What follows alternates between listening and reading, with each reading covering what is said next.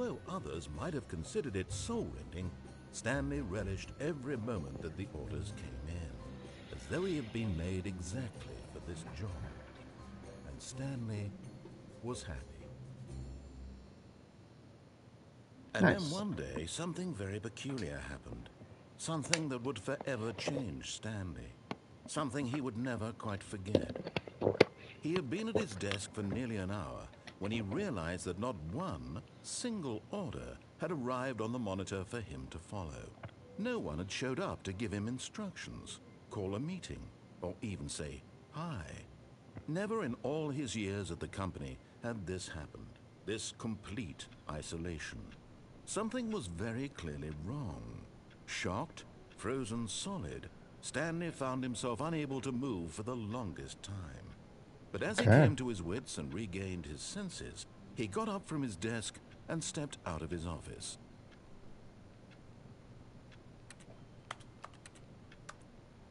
Okay.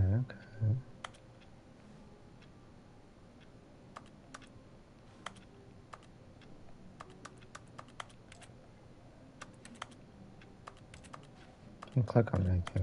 So nothing really important in this office. Just want to see. Okay, scared office. 420. Locked. All of his co-workers were gone. What could it mean?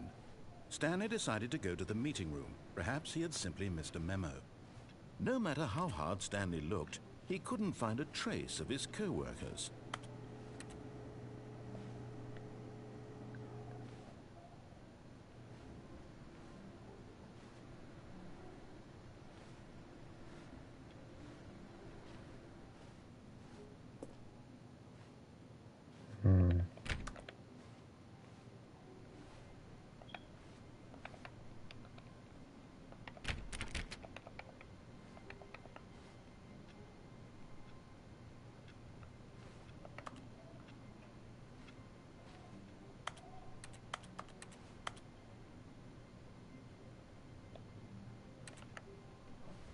Where am I supposed to go in?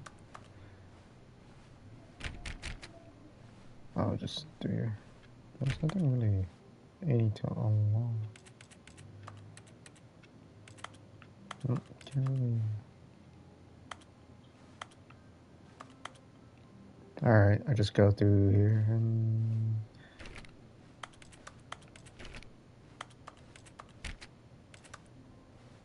When Stanley came to a set of 2 open doors, he entered the door on his left. Okay, I guess I go to the door on my left. Let's go to the door on the left.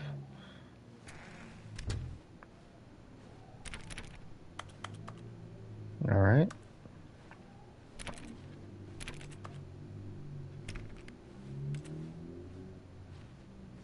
Yet there was not a single person here either. Tips on Feeling a fire. wave of disbelief, Stanley decided to go up to his boss's office, hoping he might find an answer there. Do not alter without consulting whiteboard manager, RP friends, meet room. Okay, so must be some important stuff for tomorrow. Complete today's unfinished agenda items. The future is just interesting. Who moved my desk? Please keep the targets on the topic of something. This is my report employee 417, 45, 491, 416, 431. Jim. Who's Jim?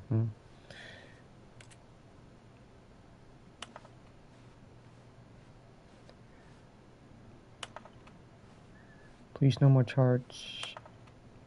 The boss appreciation minutes. Cool.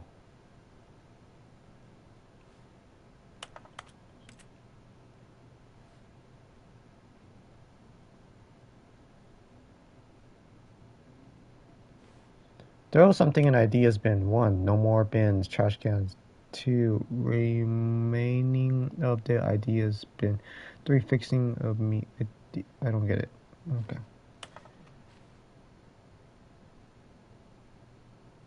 Alright, let's just go out here. I think I read everything. Broom closet. Ooh. Stanley stepped into the broom closet, but there was nothing here, so he turned around and got back on track. Okay, I guess there wasn't nothing I could pick up in a broom closet. There was nothing here. No choice to make, no path to follow, just an empty broom closet. No reason to still be here. Alright, sorry about that. No reason to be there. Alright, let's just go forward. Alright. Coming to a staircase, Stanley walked upstairs to his boss's office. Upstairs. So just go upstairs then. Ooh. Where do I go now? Second bathroom. Ooh, bathroom. To be rich is the correct. Ah, nice. The bathroom, nothing special, nothing to grab. Okay.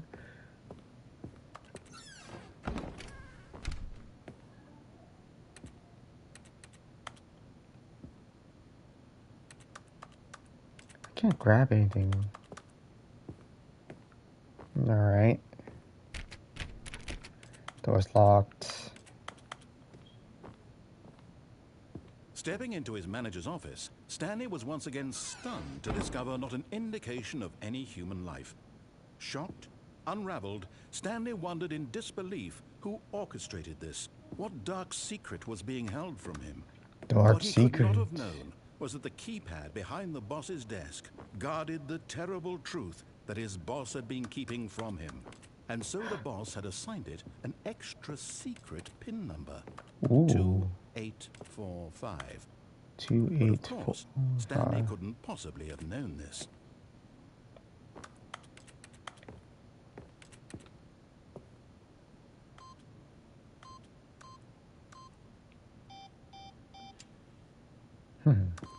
Stanley just sat around twiddling his thumbs. Trying to input anything on the device was useless, since he could never possibly know that the combination was 2845. Okay, I guess I have to type in 284. Yet incredibly, by simply pushing random buttons on the keypad, Stanley happened to input the correct code by sheer luck. Oh, no, I can see. Amazing. He stepped into the newly opened passageway. Ooh.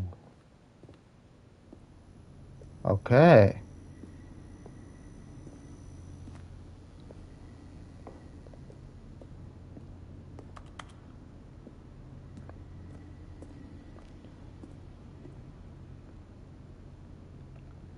Where do I go now? Do I head down there, or guess I'm just headed towards the red light? Can't see anything. Oh. No, I'm going down.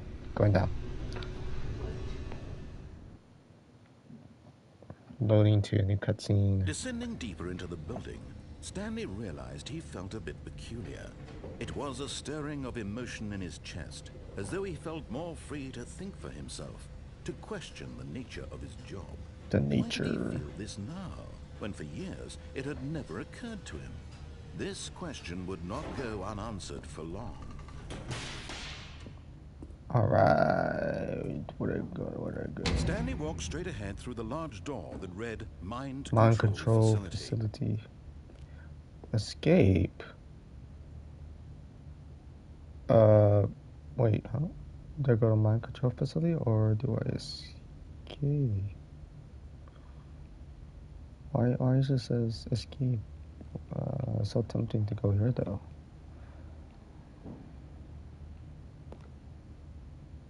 I don't know.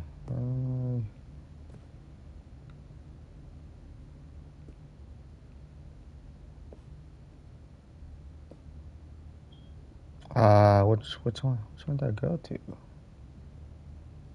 The Mind Control Facility. Ooh, sounds scary. Or I can just escape. Alright, let's just head to the Mind Control Facility.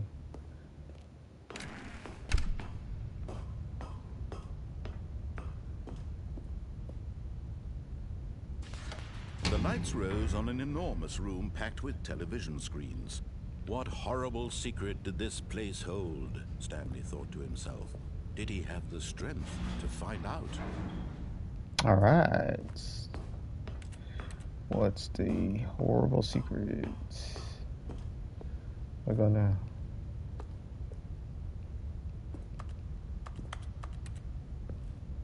Press is working.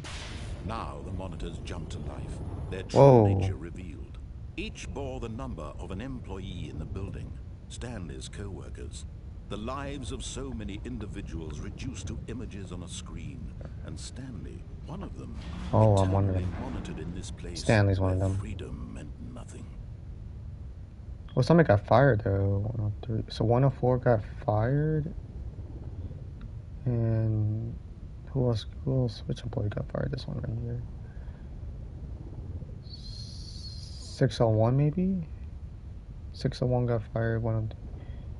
Yeah, 103 got fired, and employee 601 got fired. I wonder why.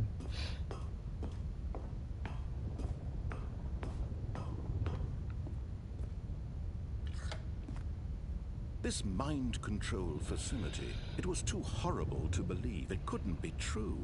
Had Stanley really been under someone's control all this time?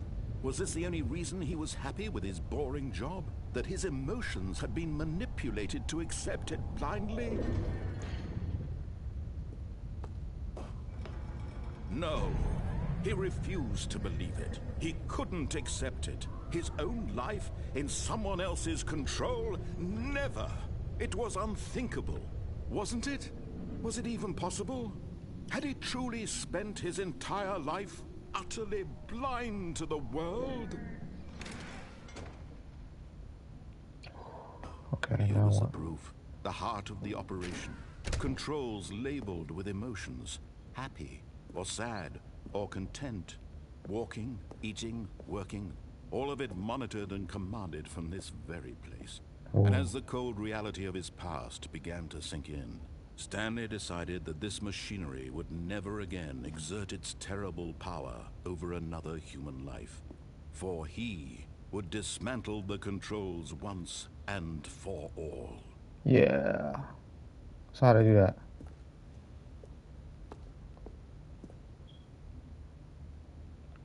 So how do I dismantle it once? Oh, right here.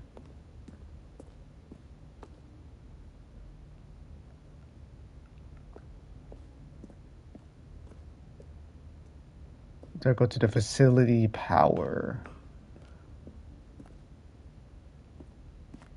Okay.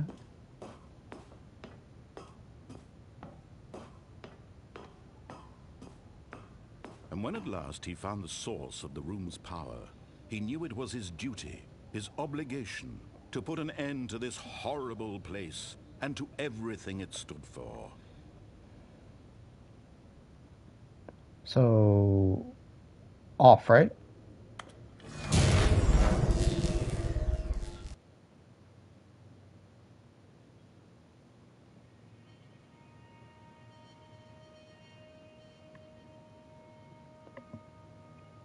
Blackness and a rising chill of uncertainty. Was it over?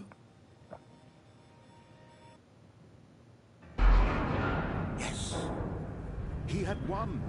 He had defeated the machine, unshackled himself from someone else's command. Freedom was mere moments away. And yet, even as the immense door slowly opened, Stanley reflected on how many puzzles still lay unsolved. Where had his co-workers gone? How had he been freed from the machine's grasp? What other mysteries did this strange building hold? But as sunlight streamed into the chamber, he realized none of this mattered to him. For it was not knowledge or even power that he had been seeking, but happiness. Perhaps his goal had not been to understand, but to let go. No longer would anyone tell him where to go, what to do, or how to feel. Whatever life he lives, it will be his. Wow. And that was all he needed to know.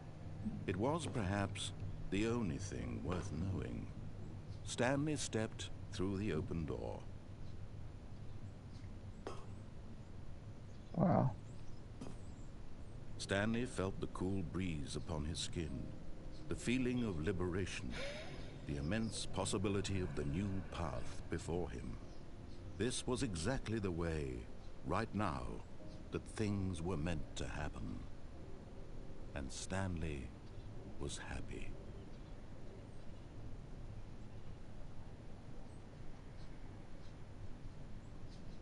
Earned a trophy. Complete the Stanley Parable. Nice. Now what?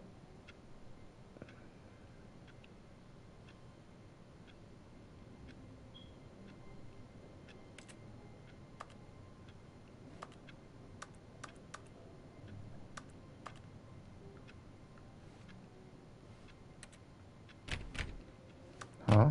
All of his co-workers were gone. What could it mean? I'm in a loop. Stanley decided to go to the meeting room. Perhaps he had simply missed a memo.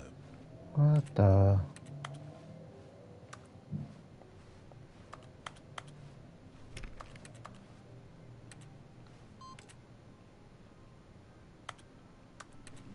Input to receipt. What is this?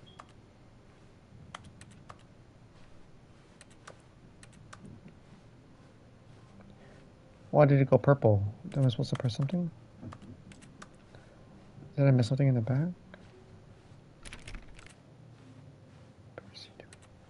Anything else waiting input? No No. matter how hard Stanley looked, he couldn't find a trace of his co-workers.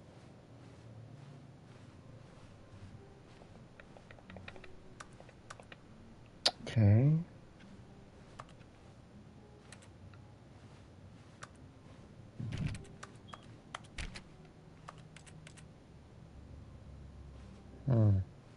When Stanley came to a set of 2 open doors, he entered the door on his left. I'm gonna go to the door on the right now. Change. This was not the correct way to the meeting room, and Stanley knew it perfectly well. Perhaps he wanted to stop by the employee lounge first, just to admire it.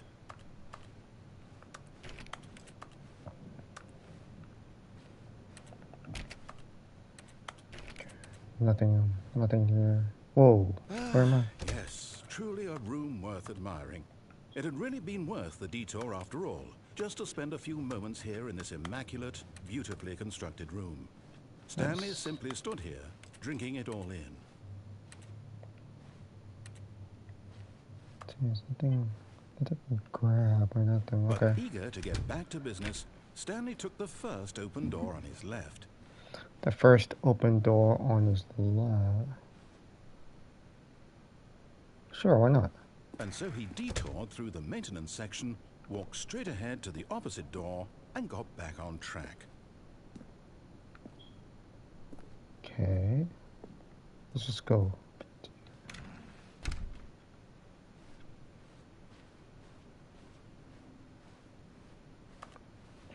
So it leads me to... Where does it lead me to? Oh, to here. Yet there was not a single person here either. Feeling a wave of disbelief, Stanley decided to go up to his boss's office, hoping he might find an answer there. From closet, Oh, from closet. No, not again. I won't be part of this. I'm not going to encourage you. I'm not going to say anything at all. I'm just going to be patient and wait for you to finish whatever it is you enjoy doing so much in this room. Please take your time. Yeah, just actually nothing to grab. Okay, so nothing here. Coming to a staircase, Stanley walked upstairs to his boss's office. Let's go downstairs.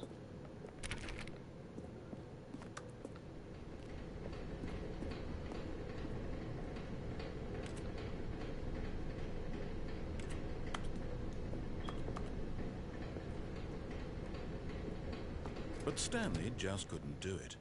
He considered the possibility of facing his boss. Admitting he had left his post during work hours, he might be fired for that. And in such a competitive economy, why had he taken that risk? All because he believed everyone had vanished? His boss would think he was crazy. And then something occurred to Stanley. Maybe, he thought to himself, maybe I am crazy. All of my co-workers blinking mysteriously out of existence in a single moment for no reason at all? None of it made any logical sense. And as Stanley pondered this, he began to make other strange observations. For example, why couldn't he see his feet when he looked down? Why did doors close automatically behind him wherever he went? And for that matter, these rooms were starting to look pretty familiar. Were they simply repeating? No, Stanley said to himself, this is all too strange. This can't be real. And at last, he came to the conclusion that had been on the tip of his tongue. He just hadn't found the words for it. "I'm dreaming!" he yelled. "This is all a dream." Oh, what a relief Stanley felt to have finally found an answer, an explanation. His co-workers weren't actually gone. He wasn't going to lose his job. He wasn't crazy after all. And he thought to himself, I suppose I'll wake up soon. I'll have to go back to my boring real-life job pushing buttons. I may as well enjoy this while I'm still lucid. So, he imagined himself flying and began to gently float above the ground. Then he imagined himself soaring through space on a magical starfield, and it too appeared. It was so much fun, and Stanley marveled that he had still not woken up. How was he remaining so lucid? And then perhaps the strangest question of them all entered Stanley's head. One he was amazed he hadn't asked himself sooner. Why is there a voice in my head dictating everything that I'm doing and thinking? Now the voice was describing itself being considered by Stanley, who found it particularly strange. I'm dreaming about a voice describing me, thinking about how it's describing my thoughts, he thought. And while he thought it all very odd and wondered if this voice spoke to all people in their dreams, the truth was that, of course, this was not a dream. How could it be? Was Stanley simply deceiving himself, believing that if he's asleep, he doesn't have to take responsibility for himself? Stanley is as awake right now as he's ever been in his life. Now, hearing the voice speak these words was quite a shock to Stanley. After all, he knew for certain, beyond a doubt, that this was in fact a dream. Did the voice not see him float and make the magical stars just a moment ago? How else would the voice explain all that? This voice was a part of himself too. Surely, if he could just... He would prove it. He would prove that he was in control, that this was a dream.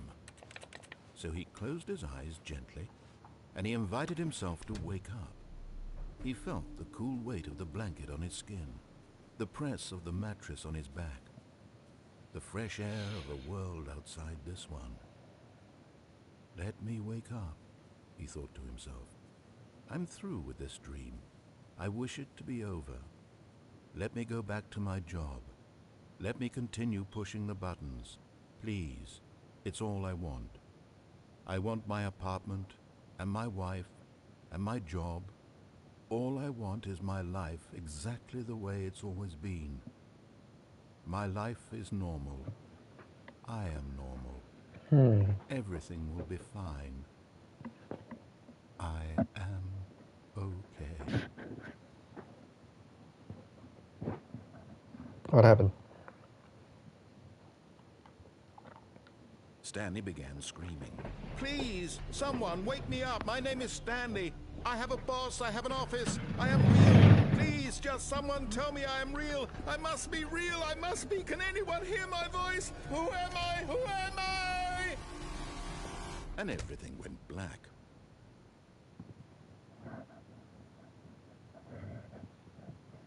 This is the story of a woman named Mariella. Mariella? Mariella woke up on a day like any other. She arose, got dressed, gathered her belongings, and walked to her place of work. But on this particular day, her walk was interrupted by the body of a man who had stumbled through town talking and screaming to himself, and then collapsed dead on the sidewalk. And although she would soon turn to go call for an ambulance, for just a few brief moments, she considered the strange man. He was obviously crazy. This much she knew. Everyone knows what crazy people look like. And in that moment, she thought to herself how lucky she was to be normal. I am sane.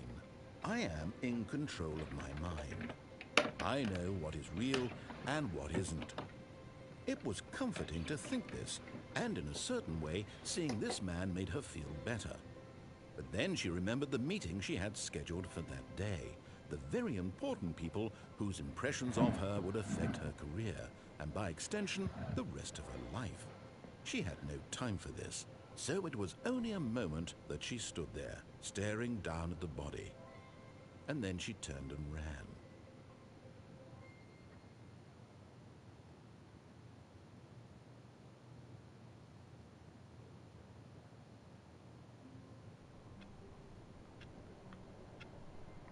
What the?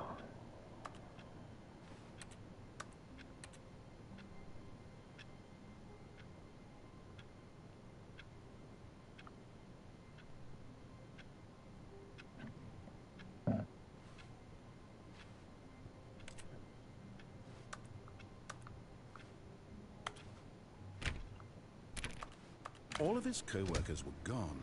What could it mean? Stanley decided to go to the meeting room. Perhaps he had simply missed a memo. No matter how hard Stanley looked, Has that always he been couldn't green? find a trace of his co-worker. Stanley went around touching every little thing in the office, but it didn't make a single difference, nor did it advance the story in any way.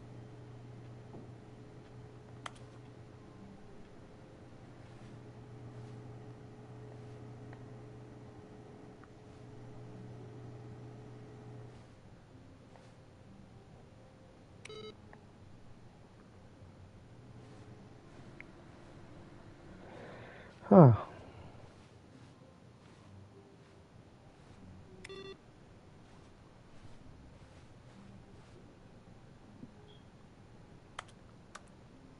Remember this one? Didn't this one say like waiting input or something? Oh.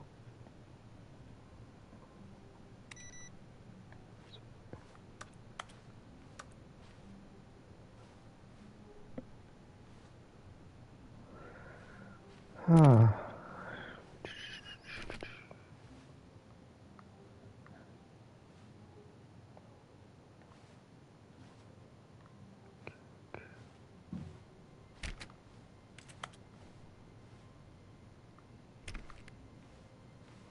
When Stanley came to a set of 2 open doors, he entered the door on his left.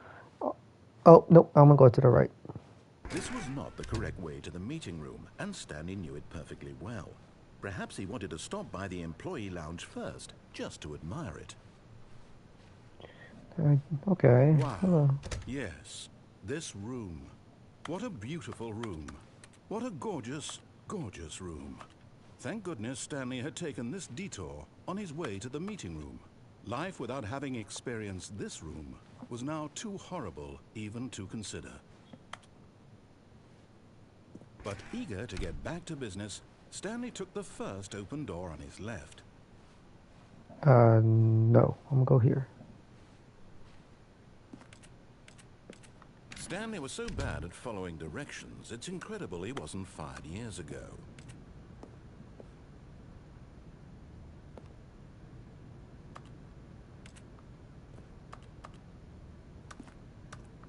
Okay.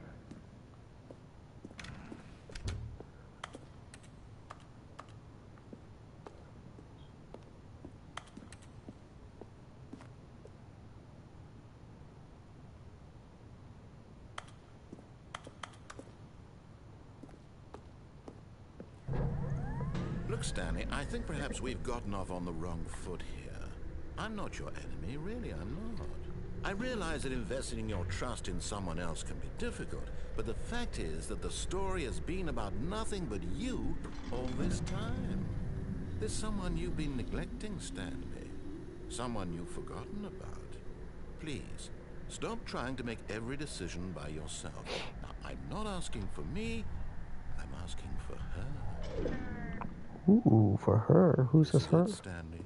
Your chance to redeem yourself. To put your work aside. To let her back into your life.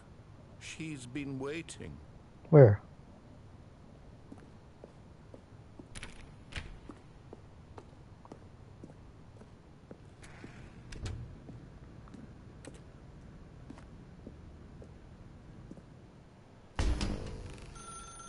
That's her, Stanley. You need to be the one to do this. To reach out to her. If you can Telephone. truly place your faith in another, then pick up the phone.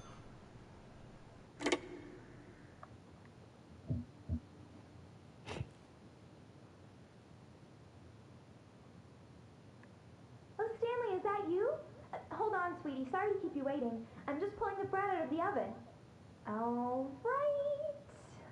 Okay, there we go. All right, now, I want you to come in and tell me all about your day. Gotcha. Oh, come on. Did you actually think you had a loving wife who'd want to commit their life to you? I'm trying to make a point here, Stanley. I'm trying to get you to see something. Come inside. Let me show you what's really going on here.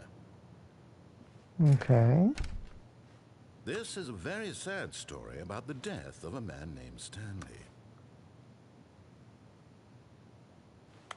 Stanley is quite a boring fellow. He has a job that demands nothing of him, and every button that he pushes is a reminder of the inconsequential nature of his existence. Look at him there, pushing buttons, doing exactly what he's told to do. Now he's pushing a button. Now he's eating lunch. Now he's going home. Now he's coming back to work. One might even feel sorry for him, except that he's chosen this life. But in his mind, in his mind he can go on fantastic adventures. From behind his desk, Stanley dreamed of wild expeditions into the unknown, fantastic discoveries of new lands. It was wonderful, and each day that he returned to work was a reminder that none of it would ever happen to him.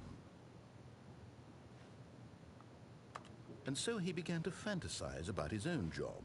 First, he imagined that one day while at work, he stepped up from his desk to realize that all of his co-workers, his boss, everyone in the building had suddenly vanished off the face of the earth. The thought excited him terribly. So he went further. He imagined that he came to two open doors and that he could go through either. At last, choice. It barely even mattered what lay behind each door. The mere thought that his decisions would mean something was almost too wonderful to behold.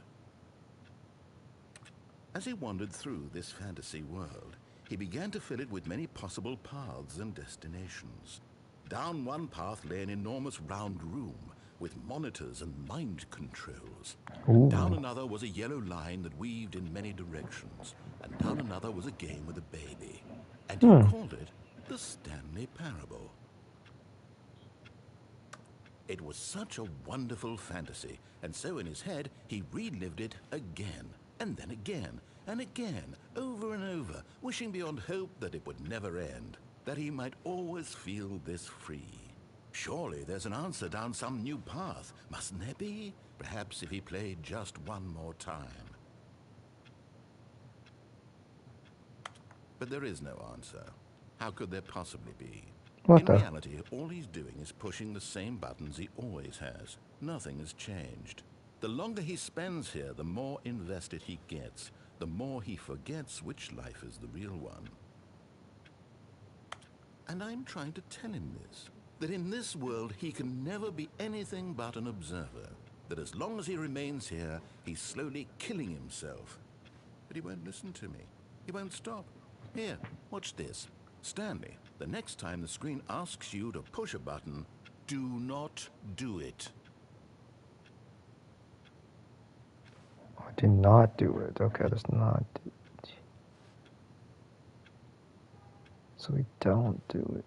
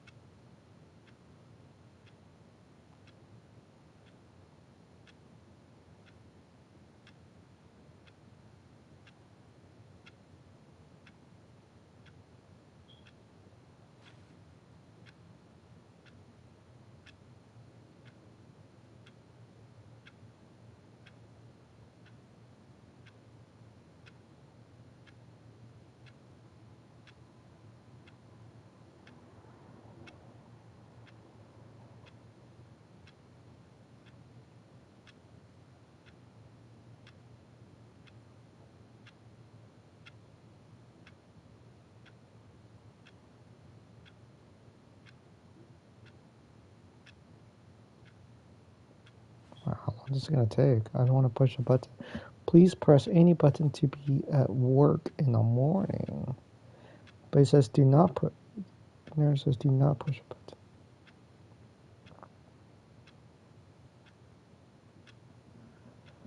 I wonder if the time is gonna go forward or not. What time not go forward? I mean confusion.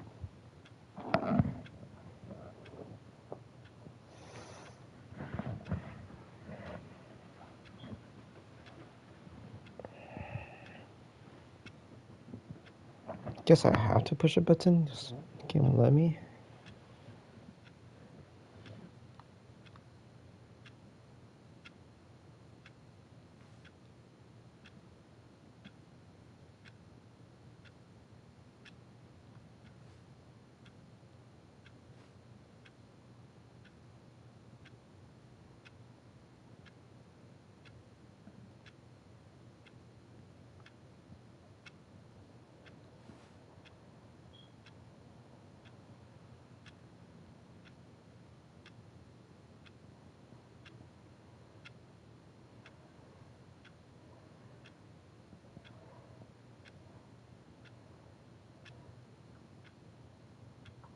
The clock has changed a little bit. I could be wrong, but I think the clock has changed.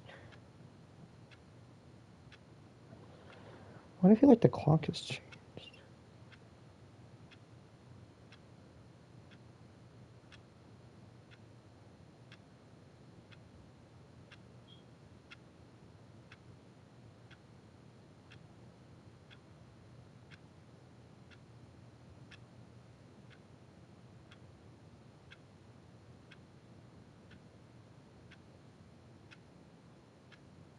You see? Can he just not hear me? How can I tell him in a way that he'll understand that every second he I pushed the remains button because I here, thought the he's clock has changed. electing to kill himself? How can I get him to see what I see? How can I make him look at himself? I suppose I can't, not in the way I want him to. But I don't make the rules. I simply play to my intended purpose, the same as Stanley. We're not so different, I suppose. I'll try once more to convey all this to him. I'm compelled to. I must. Perhaps, well, maybe this time he'll see. Maybe this time.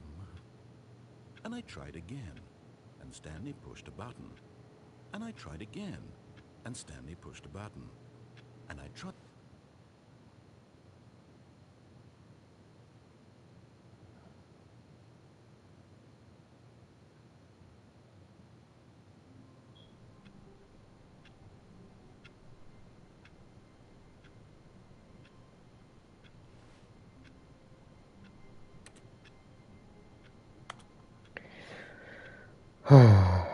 So I'm back to the beginning. All of his co-workers were gone. What could it mean? Stanley decided to go to the meeting room. Perhaps he had simply missed a memo. No matter how hard Stanley looked, he couldn't find a trace of his co-workers.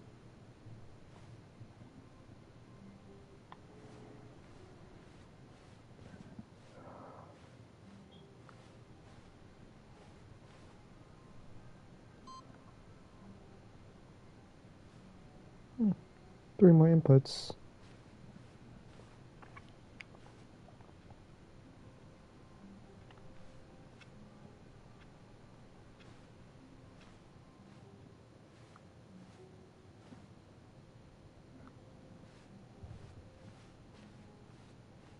When Stanley came to a set of 2 open doors, he entered the door on his left.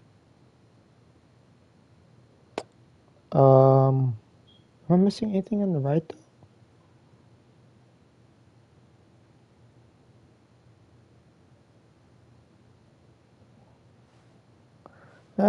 Let's go to the left.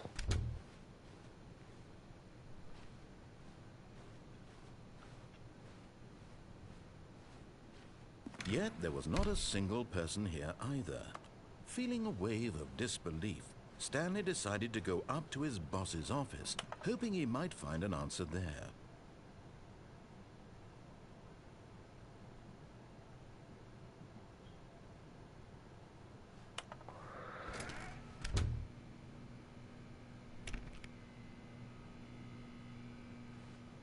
Oh. Coming to a staircase, Stanley walked upstairs to his boss's office. Let's go upstairs.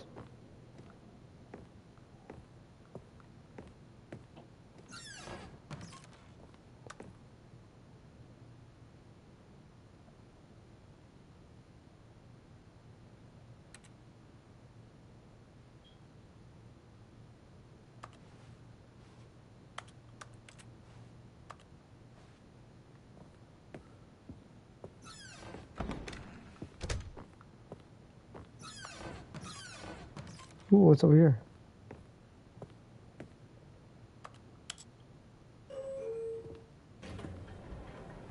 Ooh, let's go to the elevator.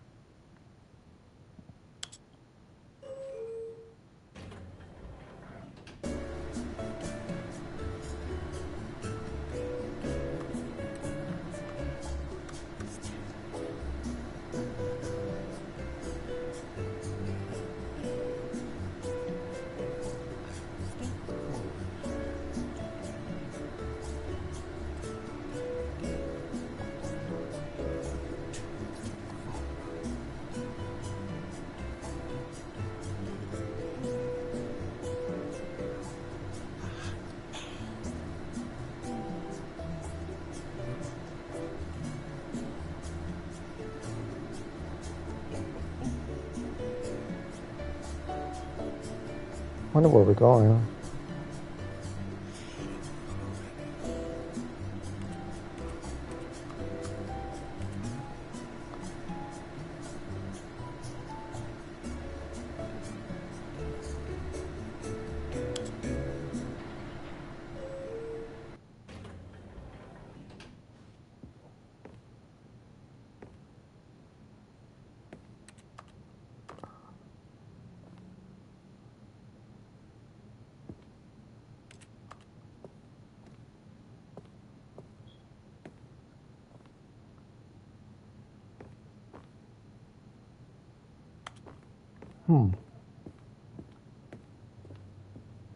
Let's go down.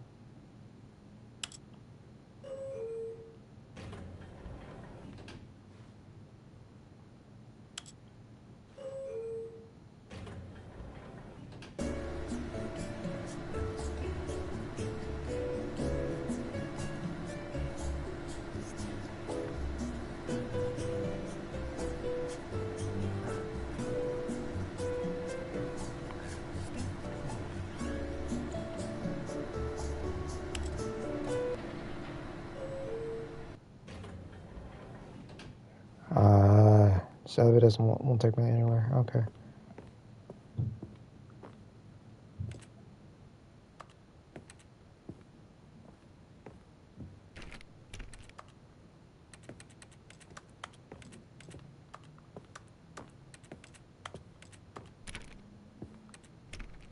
Stepping into his manager's office, Stanley was once again stunned to discover not an indication of any human life. What could it mean? Stanley wondered aloud to nobody. He began wildly tearing through papers on the boss's desk, pulling books off the shelf, looking behind paintings, desperate for clues to his situation. But his attention was caught by a keypad behind the boss's desk. What could its purpose be? In fact, this keypad guarded the terrible secret that lay buried below his feet. And so the boss had assigned it an extra secret PIN number, 2845. But of course, Stanley couldn't possibly have known this.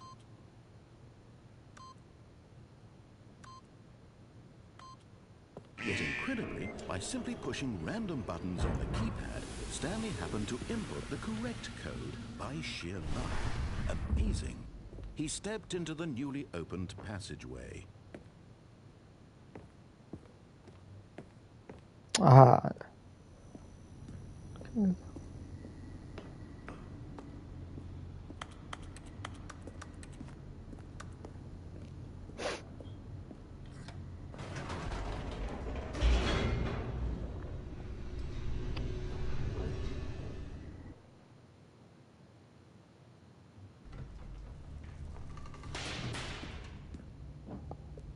Okay.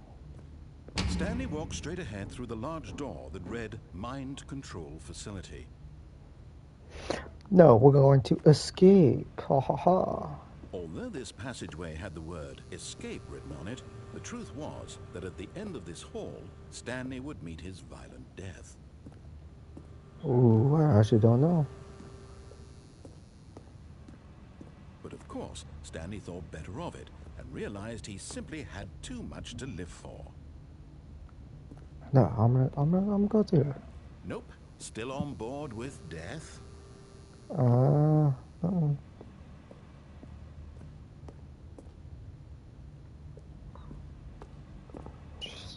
Maybe it's not. Maybe it's actually escape.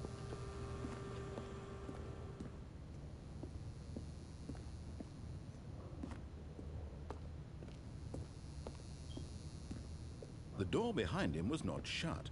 Stanley still had every opportunity to turn around and get back on track. Okay, maybe I turn around and get back on track.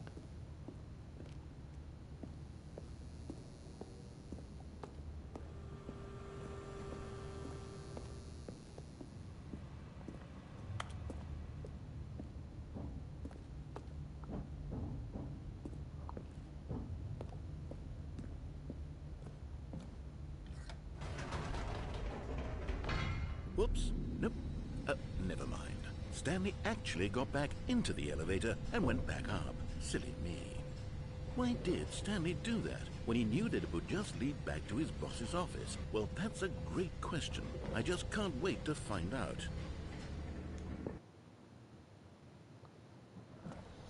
Maybe it leads somewhere. What if I do this?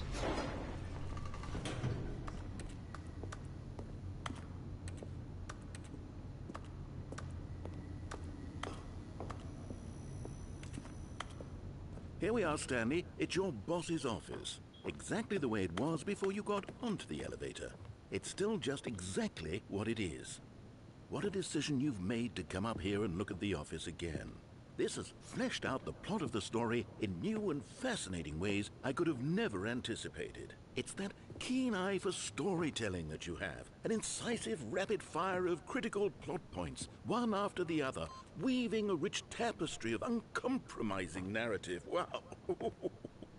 I'm bolted to the edge of my seat.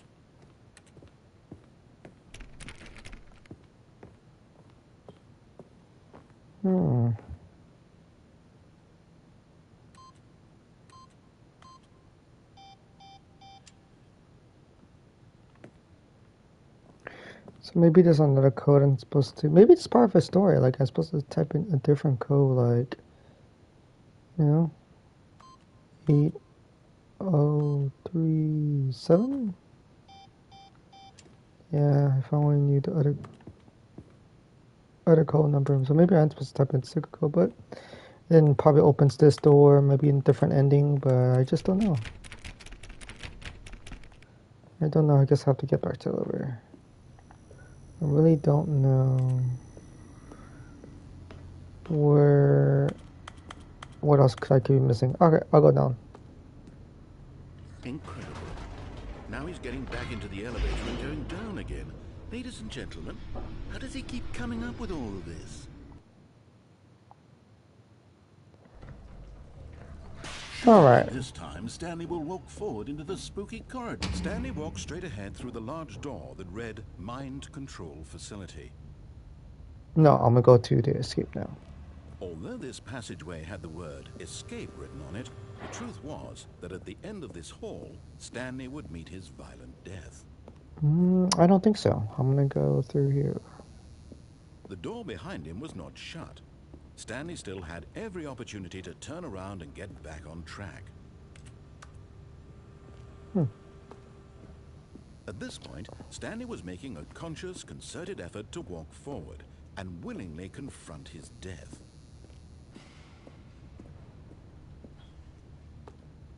I'm going to escape.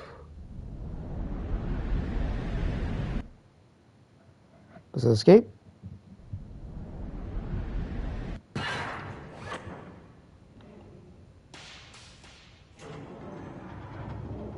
As the machine whirred into motion and Stanley was inched closer and closer to his demise, he reflected that his life had been of no consequence whatsoever. Stanley can't see the bigger picture. He doesn't know the real story, trapped forever in his narrow vision of what this world is. Perhaps his death was of no great loss, like plucking the eyeballs from a blind man. And so he resigned and willingly accepted this violent end to his brief and shallow life. Farewell, Stanley. What? Not escape? No! "Farewell, Stanley," cried the narrator, as Stanley was led helplessly into the enormous metal jaws.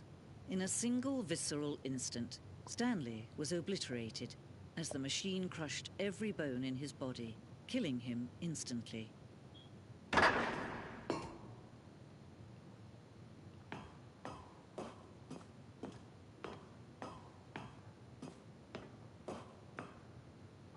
The Stanley Parable.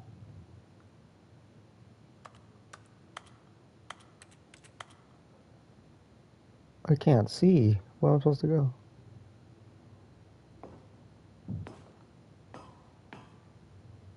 And yet it would be just a few minutes before Stanley would restart the game, back in his office, as alive as ever. What exactly did the narrator think he was going to accomplish? Whoa. When every path you can walk has been created for you long in advance, death becomes meaningless, making life the same. Do you see now? Do you see that Stanley was already dead from the moment he hit start? Wow. This must be a maze on where can I go? The two doors. The set of the two doors open was the very voice.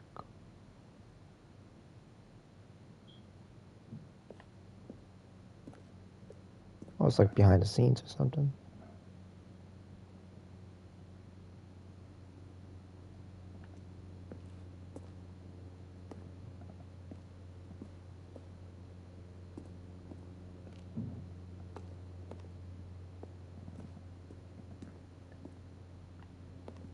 Office layouts.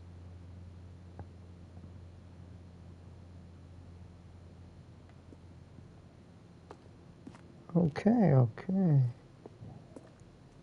The office, door number 1, number 2, number 3. Interesting, interesting.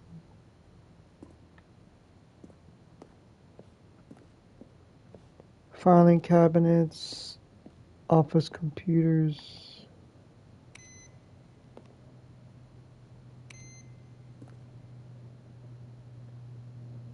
Employee database.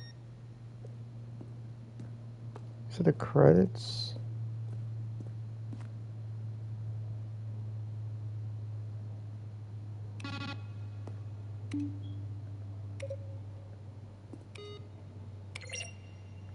Ah, different sounds.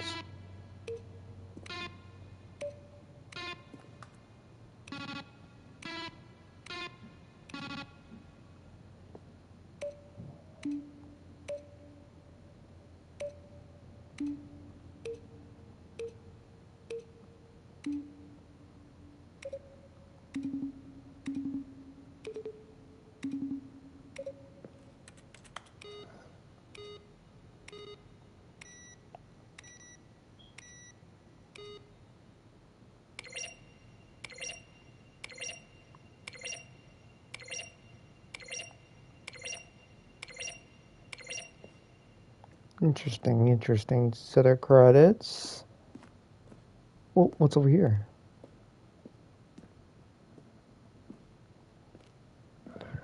Boss's office screens. Oh.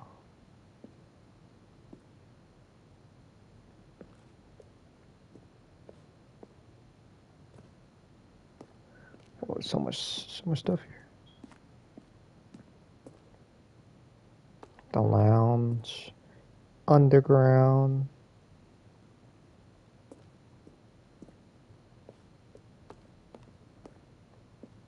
Narration outtakes.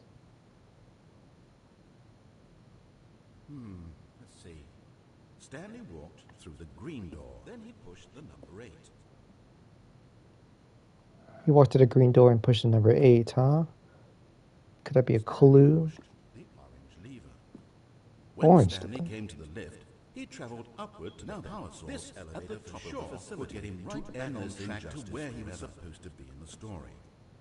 Now look closely, Stanley. See how it's impossible for the player to do anything in this room? Perfect example of poor level design. Textbook mistake. Well, try the other one. It's the kind of thing you pick up on intuitively if you had even the most fundamental understanding of good and bad game design. But of course, you being you'll probably spend the next hour trying to solve it. Well, in that case, I'm just going to make this easy on you. Congratulations. You did it. I know you put in a lot of hard work, and it really paid off, so good job. What do we do now? I don't... Stanley, where are you right now? Where am I? I'm trying to figure out, but I can't... Stanley, who am I? Can you speak to me? Please talk. Oh, I don't know. Have we done this before? Have we been in this room before? How many times have we done this? How many times have I said these exact words? Say something, Stanley. Anything. Help me, Stanley. I don't know who... What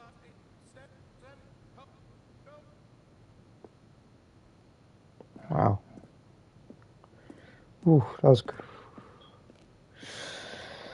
It's weird and creepy, but... Okay.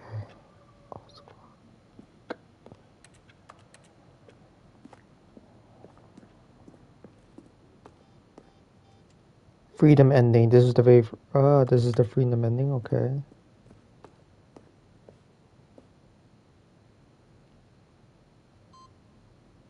Countdown desk. There's a countdown ending, okay.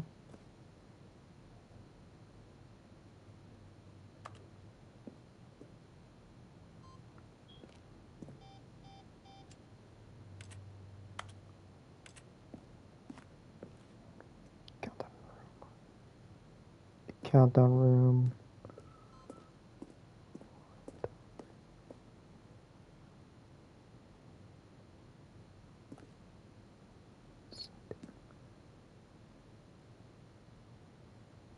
Pull lever narrator would describe what color they pulled. Ah, okay. Sending model.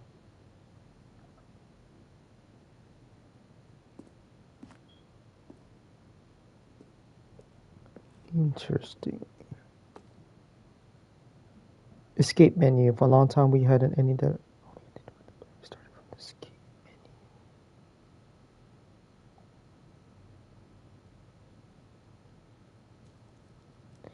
Escape menu? What? So for a long time we had an ending that only ended when the players restarted from the escape menu. Unfortunately,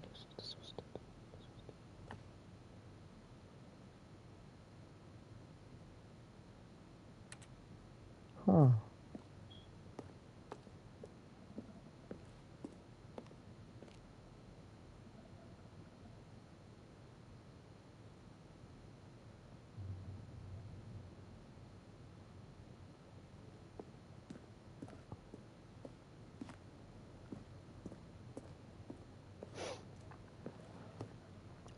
Whoa.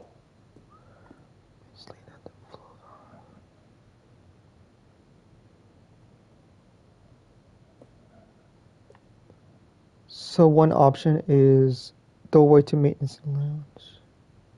So you obey to staircase.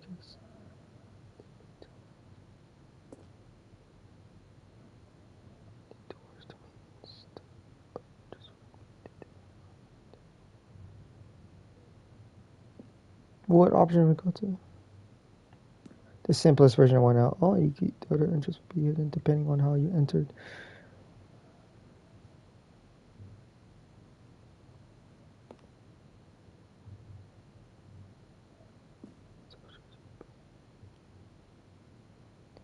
It's a confusion ending. There's a confusion ending.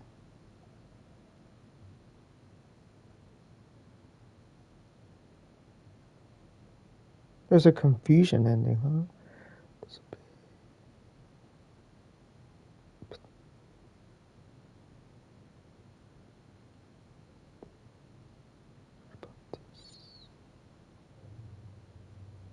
There could be events, maybe? There's a confusion ending and possibly event in one of these stuff. Okay, okay.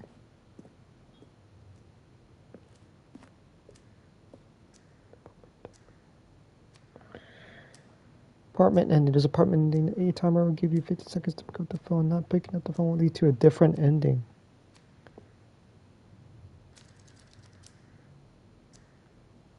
Interesting. The cargo load. The cargo.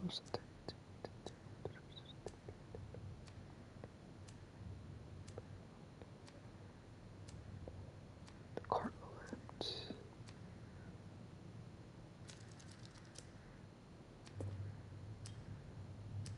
Okay, okay. It's a cargo.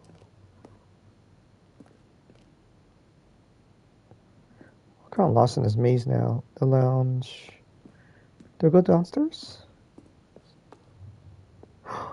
Money?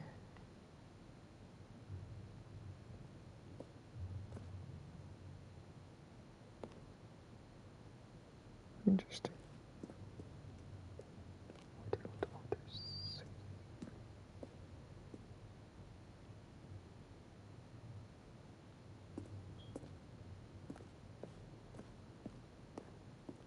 Wait. Huh?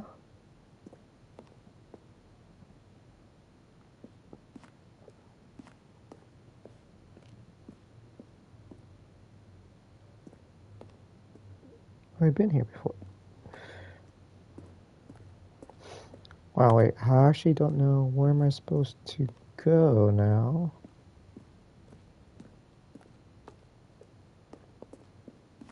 Been here. Whoa, what's this war zone?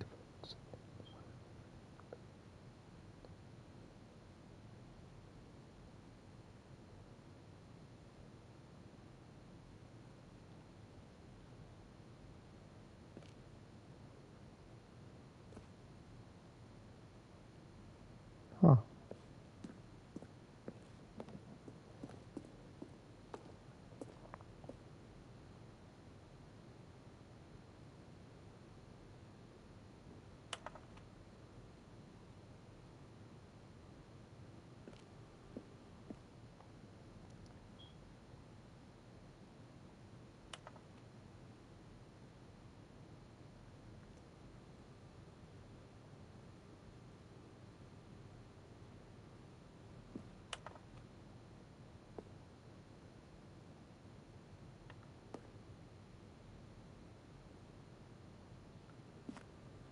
Wow.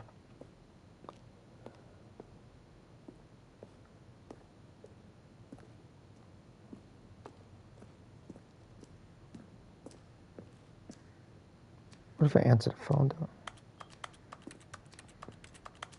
Oh, okay. So let's go back up the stairs.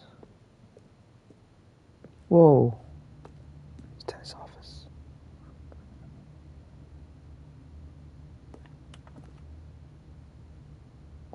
Okay. Uh-huh. Uh-huh. Evolution of Stanley's office. Nice.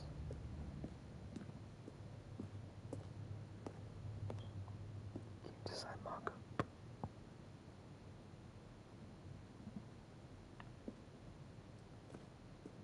Okay.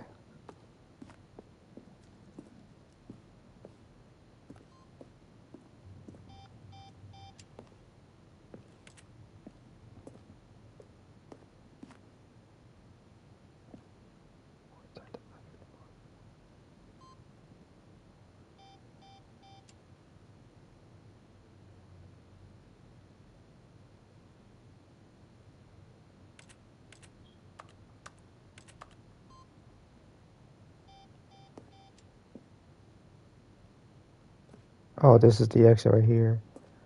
Okay, got you, got you. Now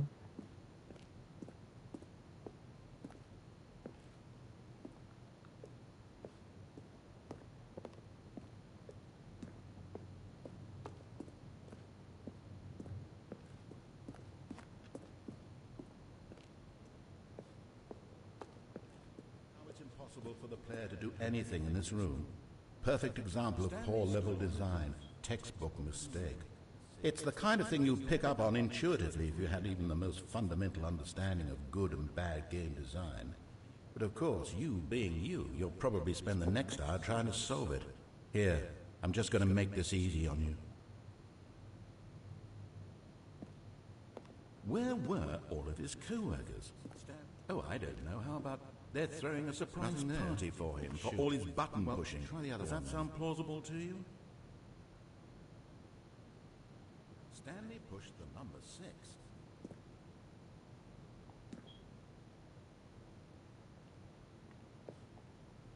Stanley pushed the orange lever. Okay.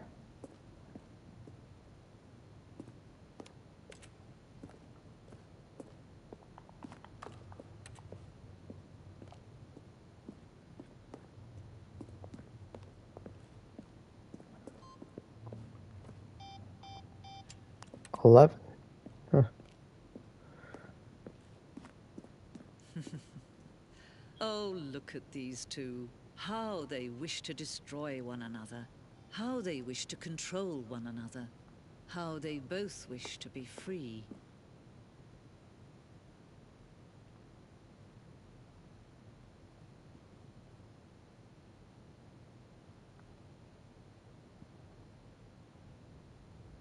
Can you see? Can you see how much they need one another? No, perhaps not. Sometimes these things cannot be seen. But listen to me.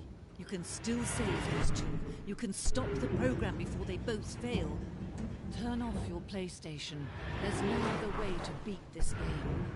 As long as you move forward, you'll be walking someone else's path. Stop now, and it'll be your only true choice. Whatever you do, choose it. Don't let time choose for you. Don't let time...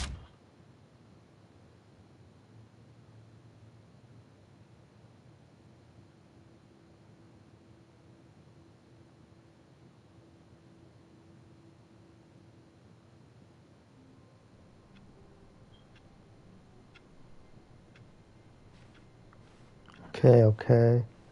All of his co-workers were gone. What could it mean? Stanley decided to go to the meeting room. Perhaps he had simply missed a memo. Wait. It's weird. Has it always been blue?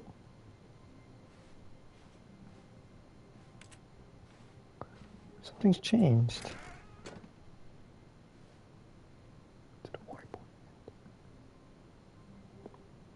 The whiteboard. Dog mode? Let's go dog mode. This is the whiteboard ending. What the?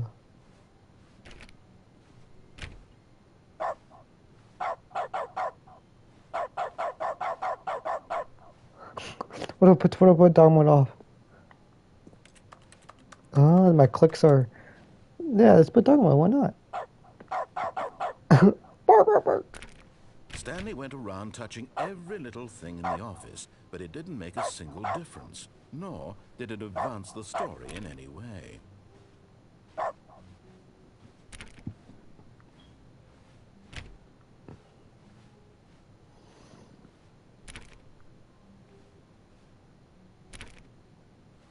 The whiteboard ending. Stanley came to a set of 2 open doors. He entered the door on his left.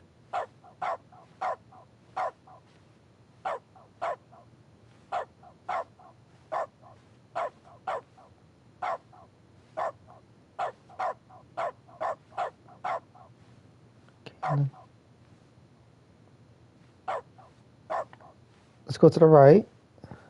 This was not the correct way to the meeting room, and Stanley knew it perfectly well.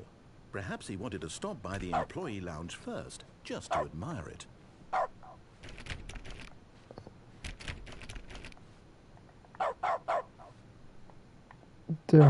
This must be the secret ending right here, right? Is that one? A secret choice? Maybe not here. When is this?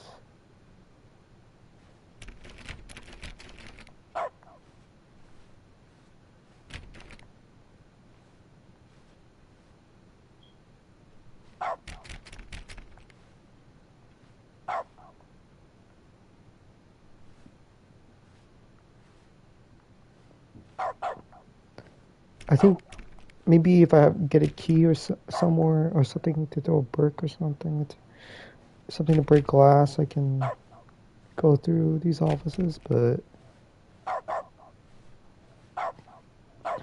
And maybe there's a hidden vent somewhere?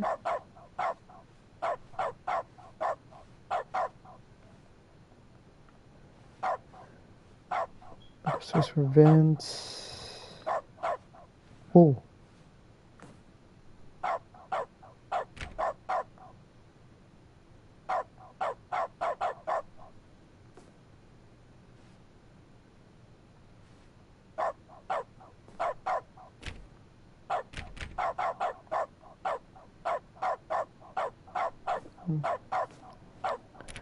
No secret vents.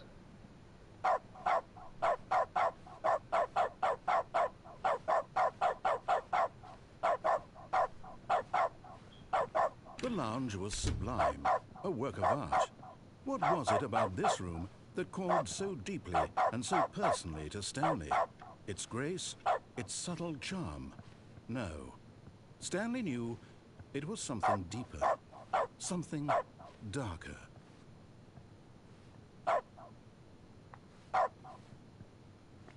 Whatever, But I don't know. eager to get back to business, Stanley took the first open door on his left.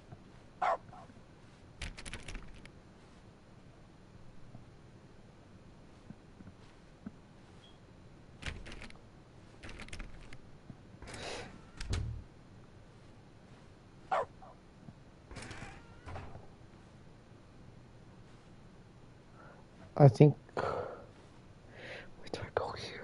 Ah, maybe I haven't explored everything And here, so so he maybe... detoured through the maintenance section, walked straight ahead to the opposite door, and got back on track.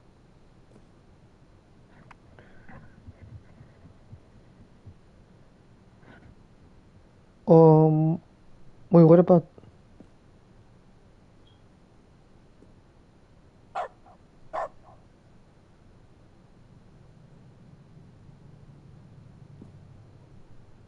What about here?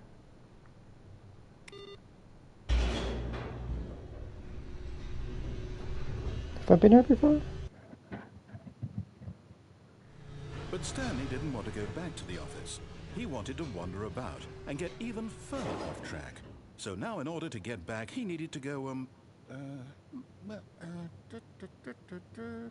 from here it's, left.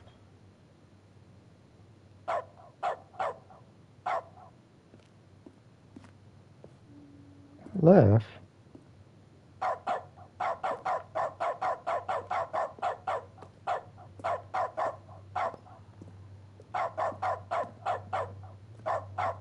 Oh, no. No, it's to the right. My mistake. Sure it's not left? Okay, let's go right. No, not the right. Why would I have ever said it was to the right? What was I thinking? It's clearly... Oh dear, would you hold on for a minute, please? Now, let's see. We went down right, left, down, left, right. Yep, okay, yes. I've got it now. This story is absolutely, definitely this way. That way.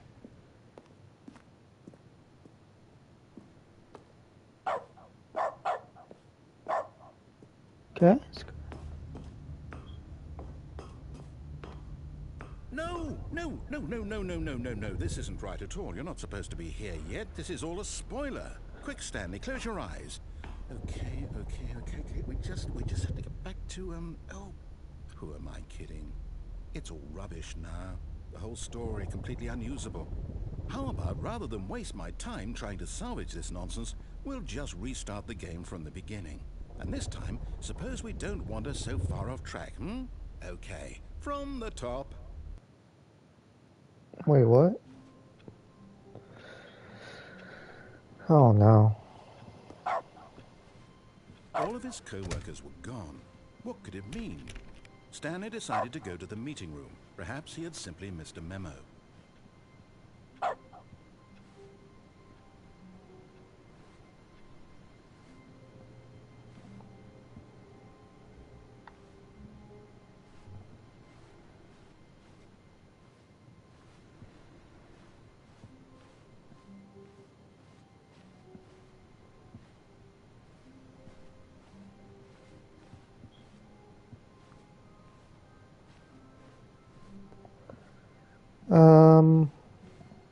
Okay. Try exploring more. Well, am I supposed to go back? No, this is just was right.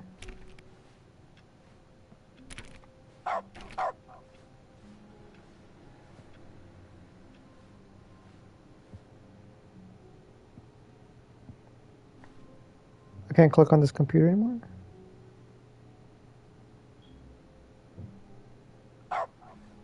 Just not. Okay.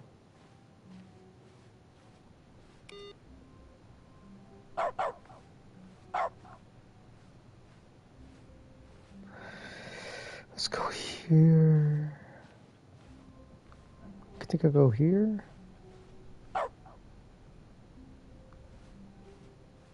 When Stanley... Wait, what? No, I restarted. I swear, I definitely restarted the game over, completely fresh. Everything should be... Or did something change? Stanley, did you change anything when we were back in that room with all the monitors? Did you move the story somewhere, or... Hold on. Why am I asking you? I'm the one who wrote the story. It was right here just a minute ago. I know for sure that it's here somewhere. Okay, then. It's an adventure. Come, Stanley. Let's find the story. Ooh.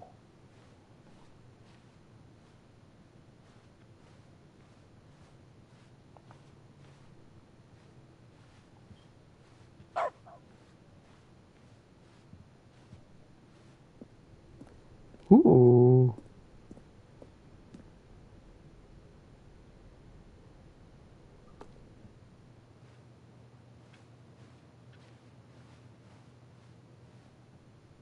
I'll say it. This is the worst adventure I've ever been on. I can promise you there definitely was a story here before. Do we need to restart the game again? Well, I find it unlikely that we'll ever progress by starting over and over again, but it's got to be better than this. Okay, let's give it a shot. Why not?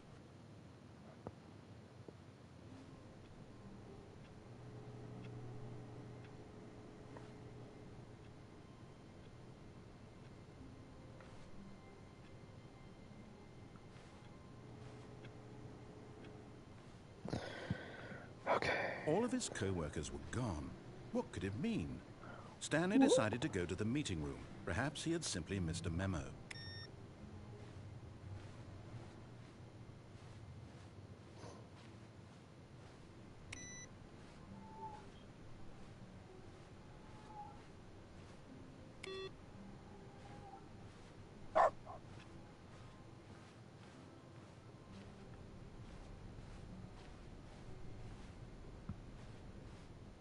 Okay, yep, it's worse.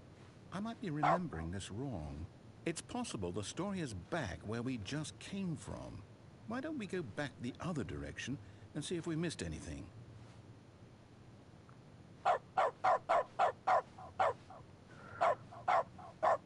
Okay, let's go back here.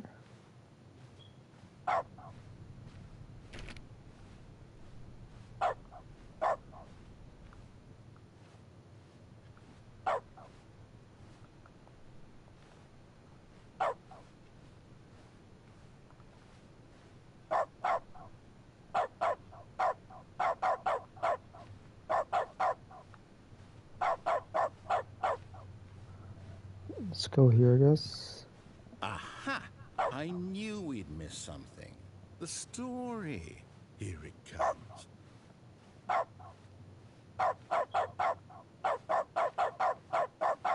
No, wait. Never mind. Not the story. Okay, let's head back the other way and retrace our steps.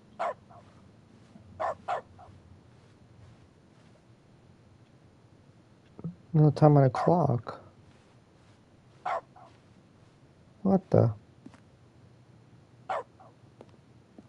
Now this... Well, I'll be honest. I don't recognize this place at all. Is Where this am the I? story? I don't think so. I can't quite recall, but I believe my story took place in an office building. Is that correct? Do you remember, Stanley? Well, do you know what? Since I've completely forgotten what we were supposed to be doing, how about this? You win! Congratulations! I know you put in a lot of hard work, and it really paid off, so good job. Oh, no. No, I don't feel right about this at all. We both know you didn't put in any actual work for that win. Some people win fair and square, and this was not one of those situations. Okay? I'm getting weirded out by whatever this place is. I don't care what might happen this time. I have to restart.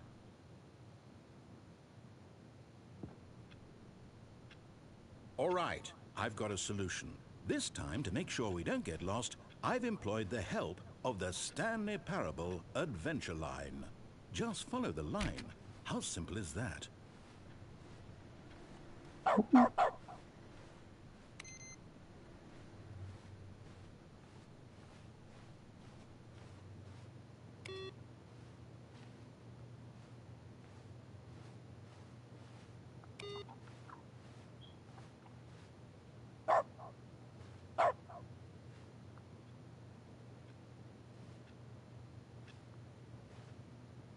Wait, what? This is new. Okay, let's go here. What's...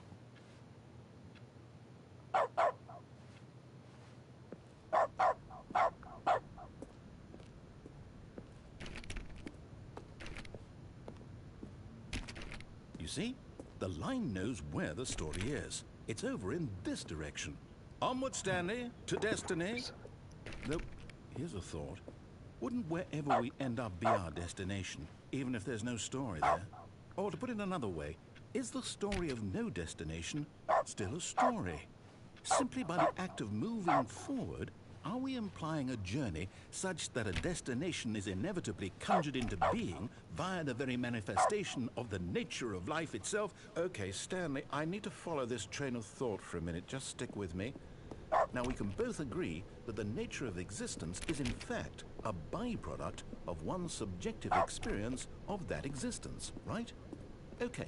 Now, if my experience of your existence rests inside of your subjective experience of this office, is this office in fact the skeleton of my own relative experiential mental subjective construct? Whoa. Hang on. That got a bit weird back there. Well, I'd like to apologize. Not sure where I was going with all that. You know what? I think what we need right now is a bit of music to lighten the mood.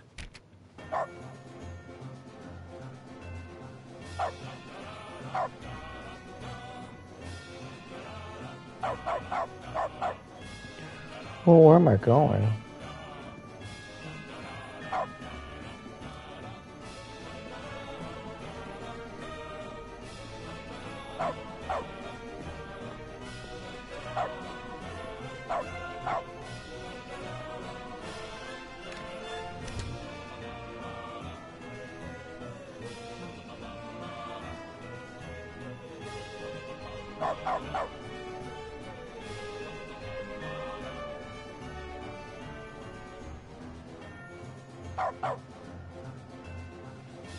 Wait, cut the music. Go back and look at that fern. Stanley, this fern will be very important later in the story.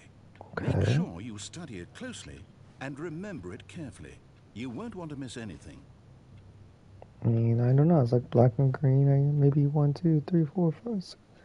A lot of leaves, maybe.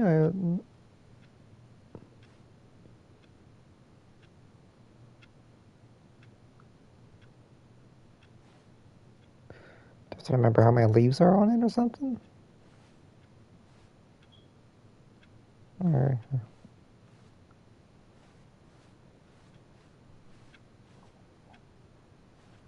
Wait, what? We're back at the office? No.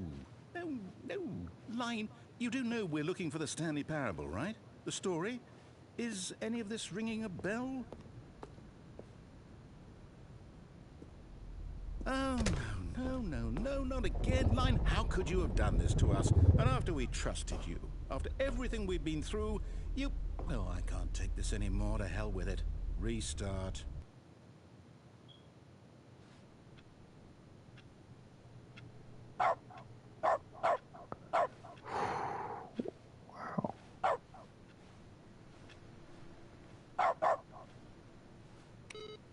You know what, Stanley? I say forget the adventure line. What's it ever done for us? We're intelligent people, right? Why can't we make up our own story? Something exciting, daring, mysterious. Ooh, this all sounds perfectly doable. Why don't we simply start wandering in, well, I don't know. How about this direction?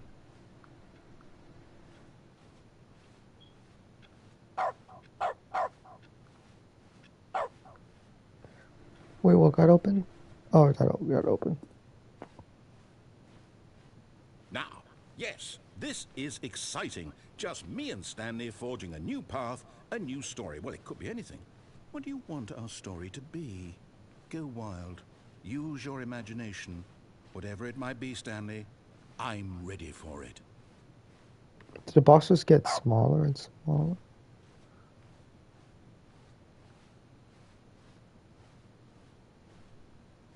Wow, the boxes get smaller and smaller, and then we end up here. Okay.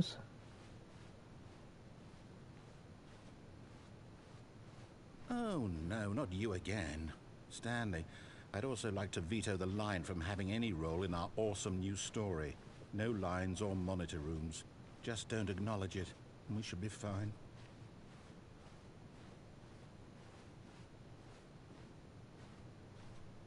Whoa, this line is just all over.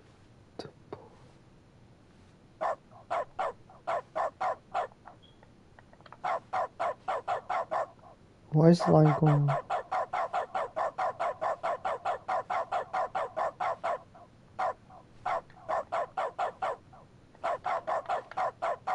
Okay.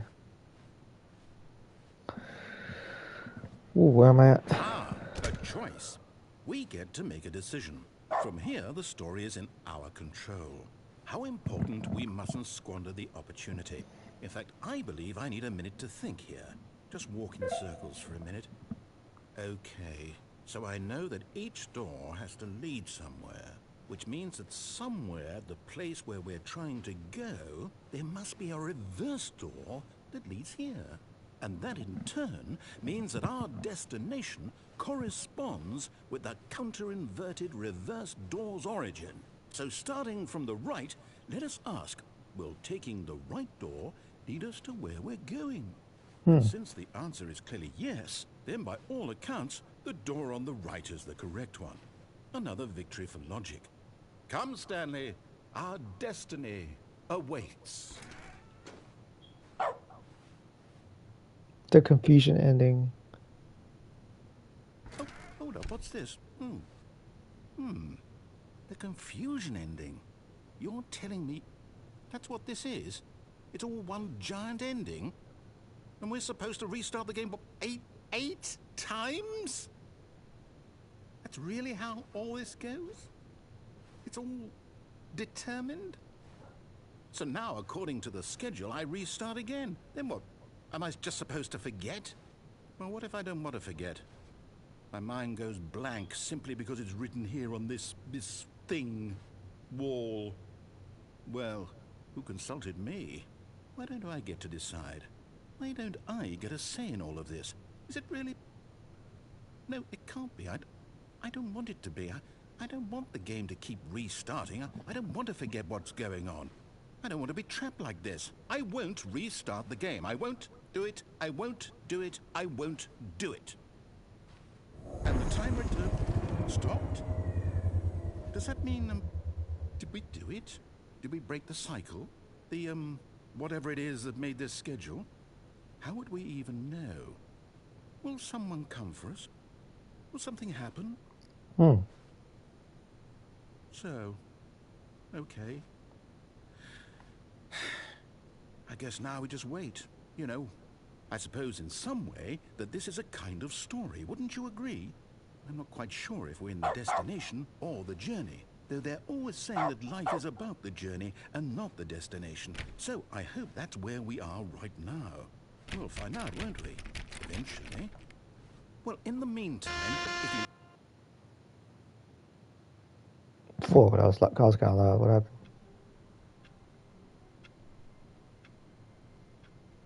Now what? All of his co-workers were gone. What could it mean? Stanley decided to go to the meeting room. Perhaps he had simply missed a memo. No matter how hard Stanley looked, he couldn't find a trace of his co-workers.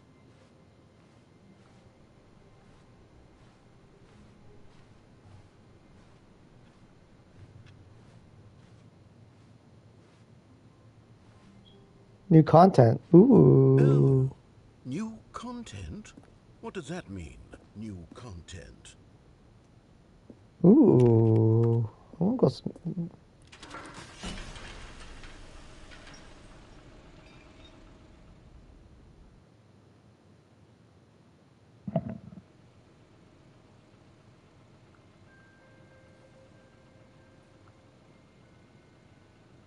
Hello, and thank you for playing The Stanley Parable Ultra Deluxe.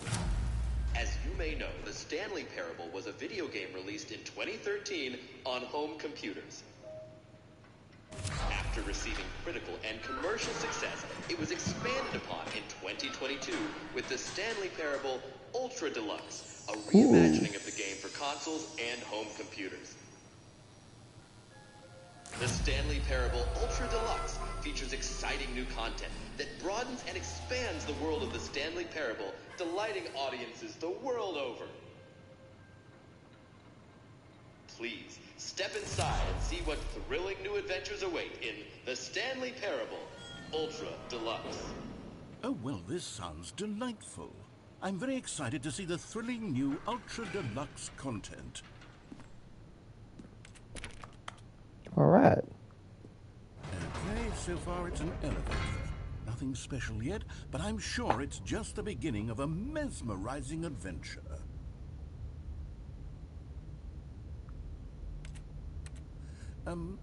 Is it broken? What's going on here? Should we be moving somewhere or... Oh, here we go. All right, finally, at long last, it's on to the new content. I've never been more ready. Let's do it.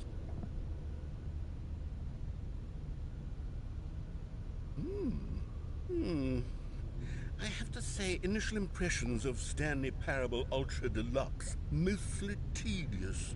It's as if, oh, okay. Let's see the content. Give me the content, Stanley. All right. All right. All right, let's see. It's the jump circle. Other jump 34 times. All right, here we go.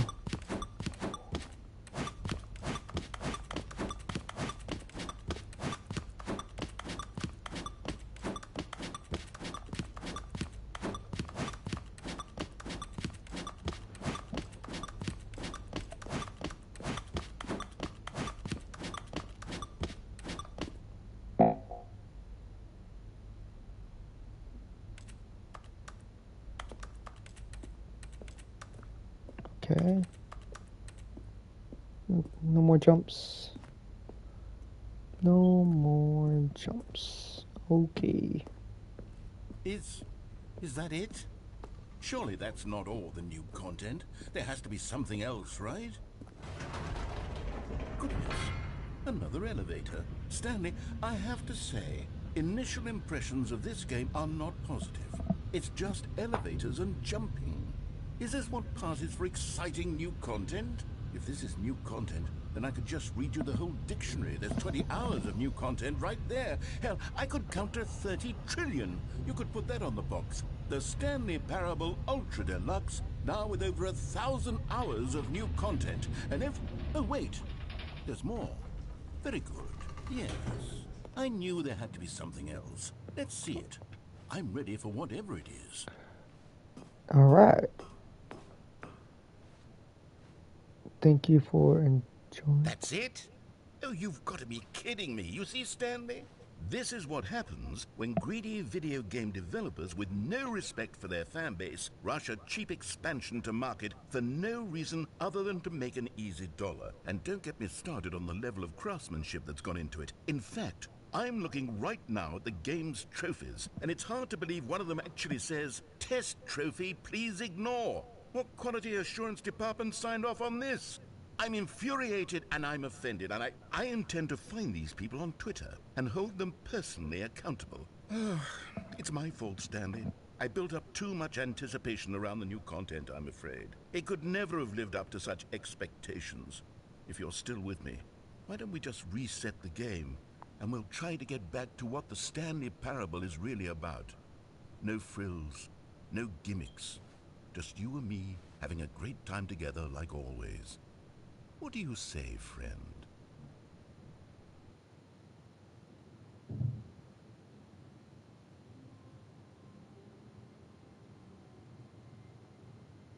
What the? Office looks different.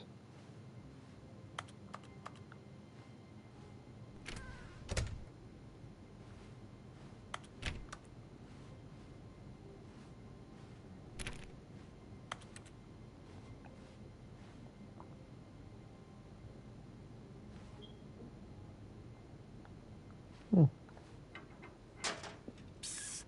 Stanley! Come over here! In the vent! I want to show you something!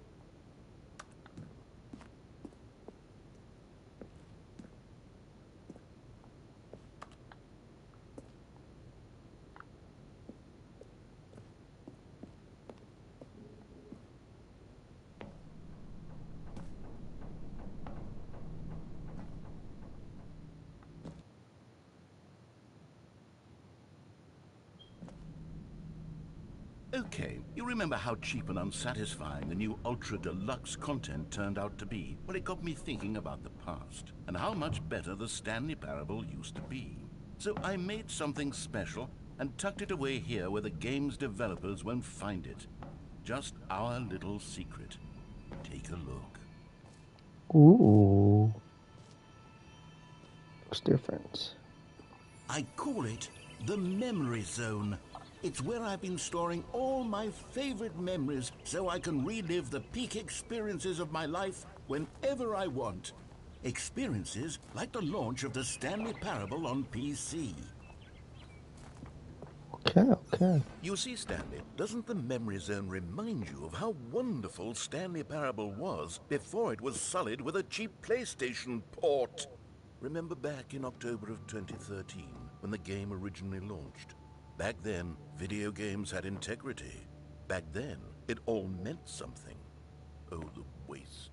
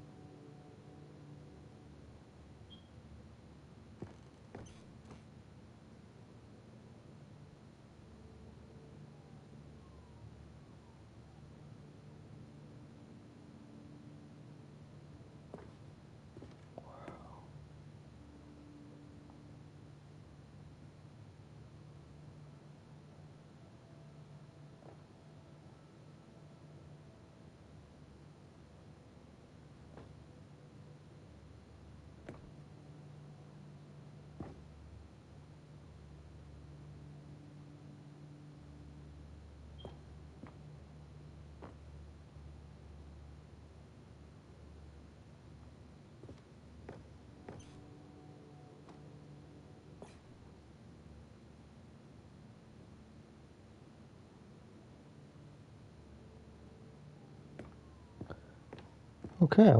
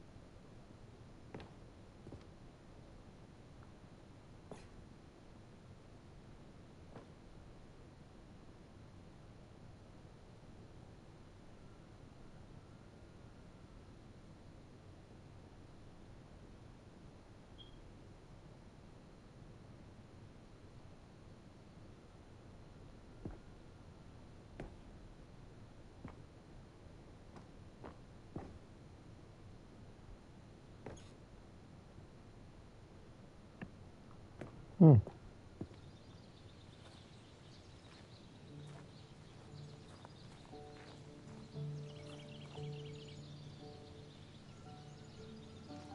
Je suis dans la même horizon, seul sur la pluie de l'eau, et je n'attends plus que toi, mon amour. And over here is where I keep reviews of the Stanley Parable. Like this stunning triumph of games journalism, 10 out of 10 from Destructoid.com. James Stephanie Sterling writes, and I quote, "Where so many games that aspire to be more than games end up less than any form of art, Stanley Parable strives and then succeeds to be every game ever created." Did you hear that, Stanley? Every game ever created. That's how grand and all-encompassing the original Stanley Parable was. It was literally every game ever created. It was Skyrim, it was Persona 3, it was all of them, and now it's nothing. It's no games at all. It isn't even the Stanley Parable anymore. It's just a husk now. A lifeless husk with an hour of new elevator content. What's this?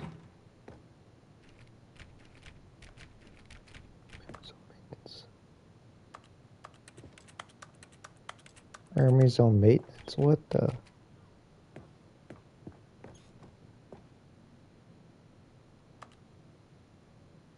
Why does it show this one?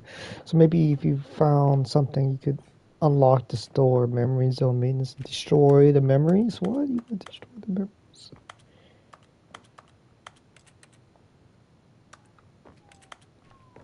Wow.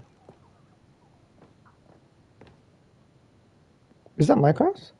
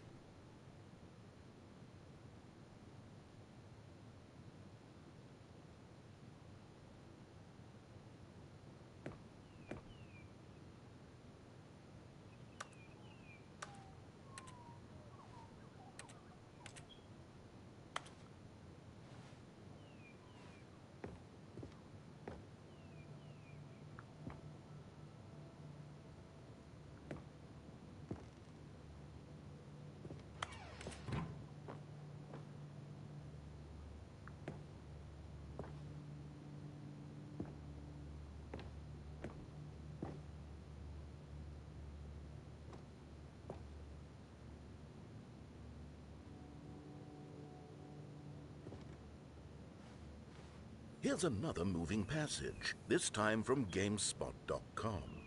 The Stanley Parable is both a richly stimulating commentary on the nature of choice in games and one that offers some of the most enjoyable, surprising, and rewarding choices I've ever been confronted with in a game. 9 out of 10. Don't you get it, Stanley? The game was perfect. It didn't need anything else. It didn't need new content. All they had to do was transport it in pristine condition along to the PlayStation, boom, done. And they couldn't even do that. Couldn't resist the urge to go meddling with a beloved franchise.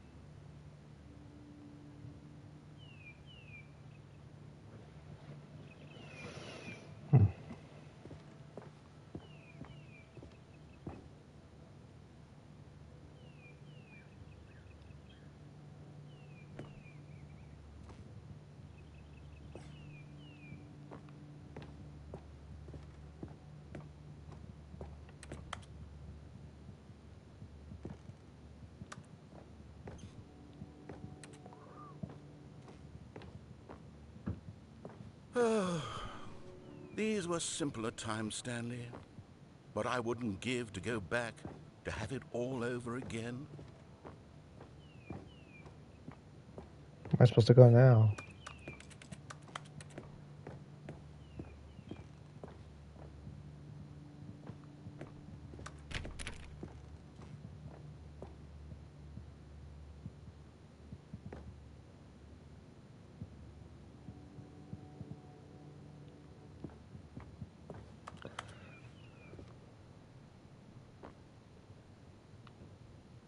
Oh, it's open.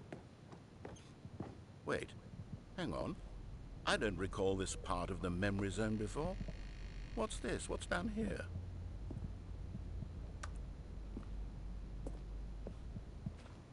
Oh no, oh God, no, Stanley. It's a collection of reviews from Pressurized Gas, the extremely popular online storefront for computer games. I haven't looked at these in years. I can't even imagine what's been collecting down here. Surely these reviews were glowing as well, weren't they? Honestly, I could not be bothered to play this game to full completion. The narrator is obnoxious and unfunny, with his humor and dialogue proving to be more irritating than entertaining. Unfunny! I'm not trying to be funny. I'm trying to make a serious work of art. I suppose I could write up a handful of gags to insert into the Stanley Parable, but the game is already such a densely layered web of profound philosophical insights that I can't even imagine where I'd have the room to stick them. Wow, where am I supposed to go?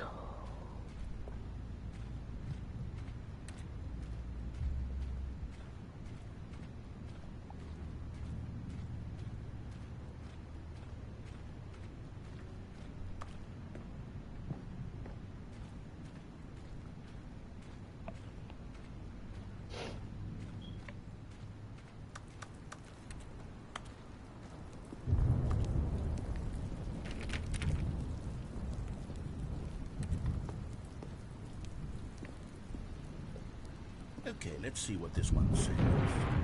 While the idea for the game is good, for someone who prefers non-linear games, this preachiness gets annoying fast. Preachy? Stanley? I'm not preachy, am I? You can tell me if I'm preachy. Honestly, you can. Oh, goodness. This is actually quite shocking for me. Well, to be honest, I had always thought of the game's dialogue as being rather terse to begin with.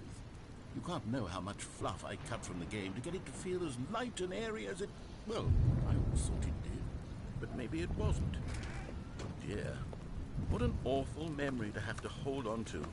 These black marks on my otherwise unimpeachable track record. I feel like a failure. Like I let these people down. Perhaps the Stanley Parable isn't quite as sterling as I always remembered. Whoa. Okay. Another review. What's this one got to say? You constantly have to stop doing anything so the narrator can catch up with his long-winded explanations of what's happening. I wish there was a skip button. A skip button? Well, yes. Yes, I think we can do that. If I'm truly too preachy, then maybe letting you skip ahead for just a moment, surely it couldn't hurt. Okay. Not if it means we can strike these negative reviews from the record. Only positive reviews of the Stanley Parable. That's my motto today, and it's always been my motto. I'd do anything for the customer, Stanley. Yes, a skip button we shall have. Nice. And here it is. Go ahead and give it a shot. I'll pop you forward in time so that the second my incessant droning starts to bore you, with just the push of a button, you'll have zipped right past it. It's what the players have been asking for, and I'm very proud to have delivered. No more listening to me rambling on and on and on. No. The Stanley Parable is a game for the people. And if the people want silence, then by goodness, that's what they're going to get. Well, don't sit around waiting for me to shut up. Go ahead and make me shut up. Here, we'll pretend that I've just begun an interminable monologue, and it goes something like this. the story, and the choices, or what have you, and therefore by becoming it is, so on and so forth, until inevitably, we all until the end of time, at which time everything all at once, so, now you see, blah blah blah blah blah blah blah blah blah blah blah blah blah blah blah. We've eaten too much and it can't be just yet, no, until 245. But the logic of elimination working backwards, the deduction therefore becomes impossible to manufacture. It went on for nearly 10,000 years, until just yesterday, here and there, forward and back, and never a moment before lunchtime. It can't be. It's the only thing there is. How many billions left until so much more than forever ago? Which is why I say, the story, and the choices, or what have you, and therefore by becoming it is, so on and so forth, until inevitably, we all until the end of time, at which time everything all at once, so, now you see, blah blah blah blah blah blah blah blah blah blah blah blah blah blah blah. We've eaten too much and it can't be just yet, no, until 245. But the logic of elimination working backwards, the deduction therefore becomes impossible to... Oh, you're back, you see. You were only frozen in time for a few minutes, but it was plenty of time for me to deliver a long, rambling monologue full of unnecessary verbal flourishes and lengthy ruminations on the nature of choice in video games. Of course, I happen to believe it was perhaps one of my more profound such ruminations. Not that, of course, you need a description of it, but if I had to describe it, I'd say it was perhaps less of a rumination and more of a treatise. Or maybe a manifesto. Look, I'll Okay. Huh. outline it for you very briefly, and you can tell me what you think. Okay, so my theory is that any choice you've ever made is simply a series of choices made by the person who you are, or were, or will be at the time of having made said choice. That is to say, if by articulating a choice you've already made, you bring that choice into being, then by making no choice and saying nothing, are you not simply erecting in the sanctuary of time a monument to every person you've ever been, making every choice to which you've ever given your great gift of mortal and yet timeless thought? Or rather, do all of the choices you've ever made, in fact, make you more not this kind of person, and in fact do the very opposite? You see, it could in fact be both of these things at once. That you are both making choices and not making choices, and that they are both affecting you and not affecting you at the same time by virtue of the fact that you both are and are not making them. Okay, at first, I was leaning towards manifesto, but now I'm going to circle around and slap the treatise label on this one. I think it has much more of a treatise vibe to it.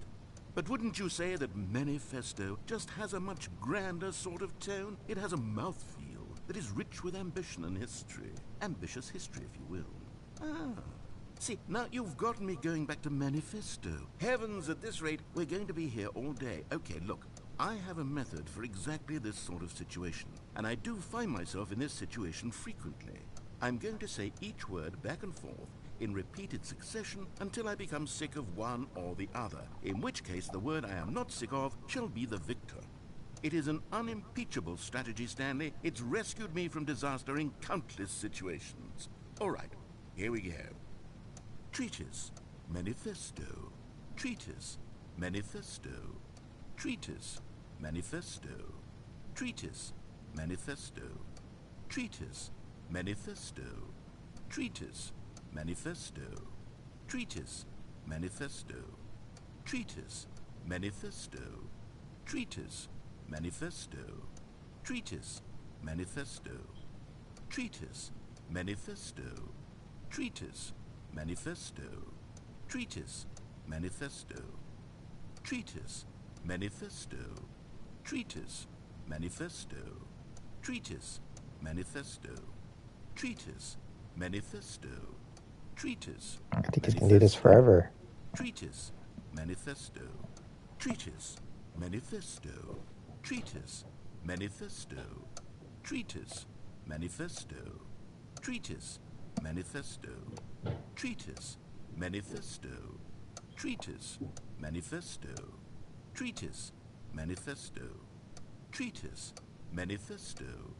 Treatise, manifesto. Treatise, manifesto. Treatise, manifesto.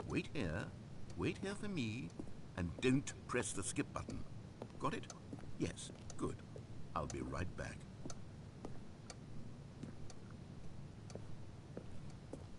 Okay, I'll be right back. I guess I don't press skip button. Wonder how long it will take, but so you'll be right back.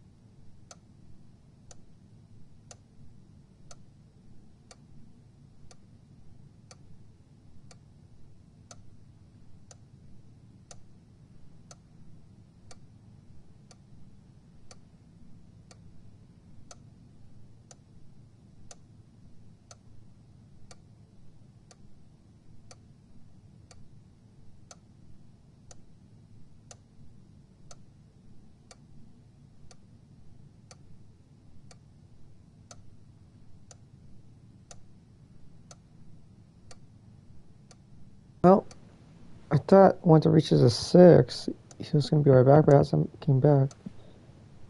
So I guess I'll just press the skip button. But I wonder where the time will go once I press it, though. Stanley! Stanley, please don't push the button again. It's been 12 hours. You've just been 12 frozen there. hours. I don't know why the skips are getting longer, but they're really, 12 truly hours. getting It went longer. from And my 2 God, there's no way out to... of the room. Stanley, the door is gone. It's completely gone.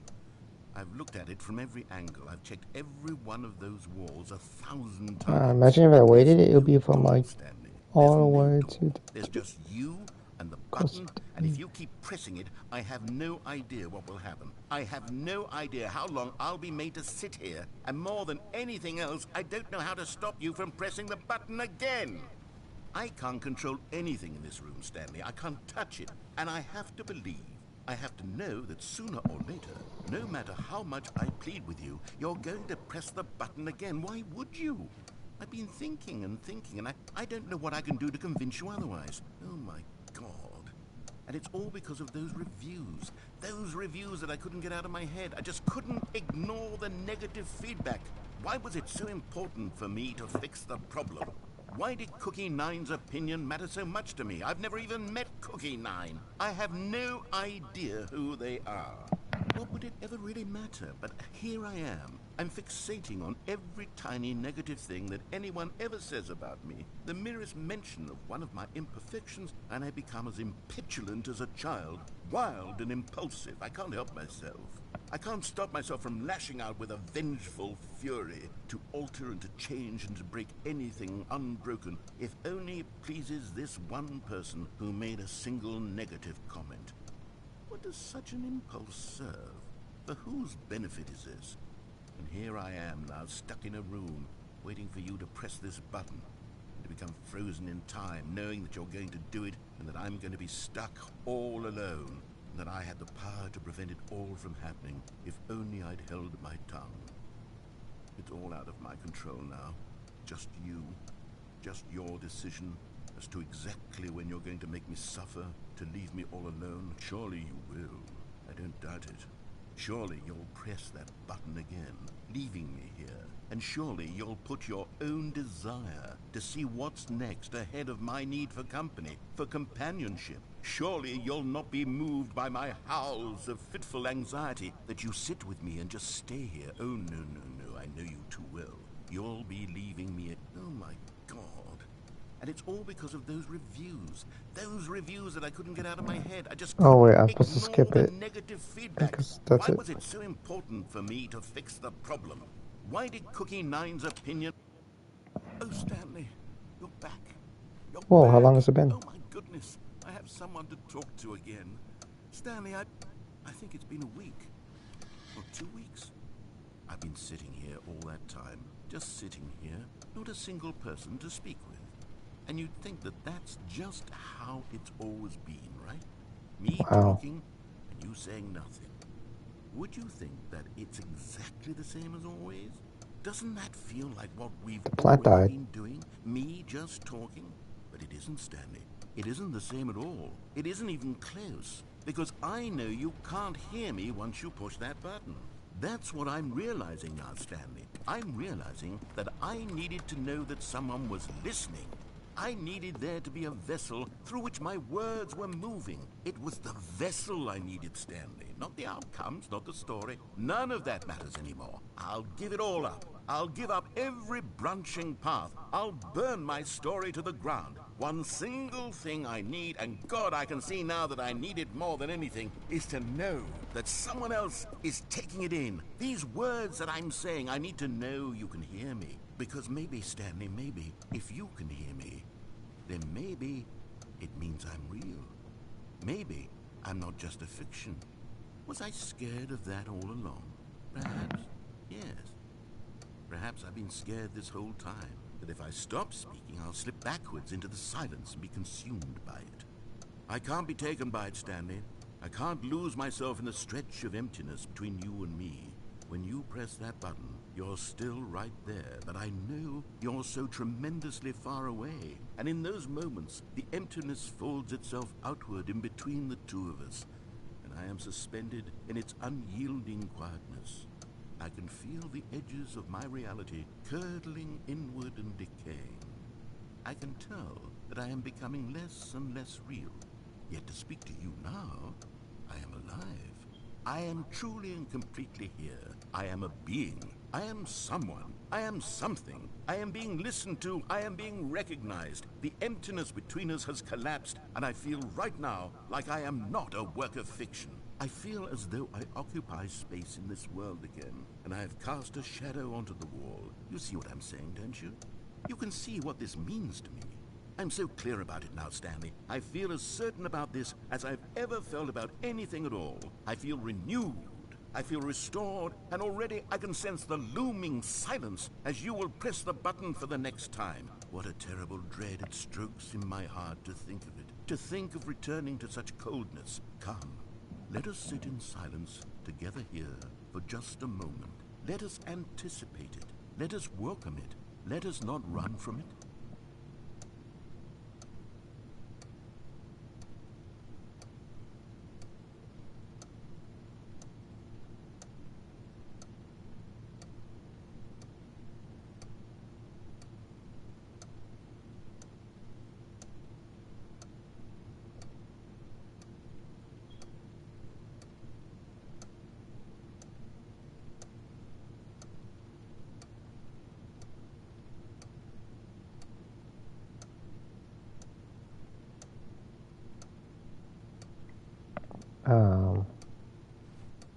Okay, I think I'm supposed to press the button now. What does it say? Like 1... What's the time here? 1:30? Can't tell if the red clock is moving, the red hand's moving, but I think it is.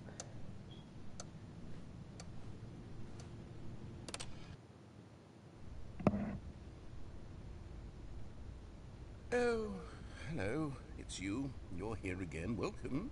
I have had time to think about you and about us and about everything we've been through. I've had so much time. I stopped keeping track after a year. Have you ever sat down in one place and not moved for one entire year? Let me describe it for you.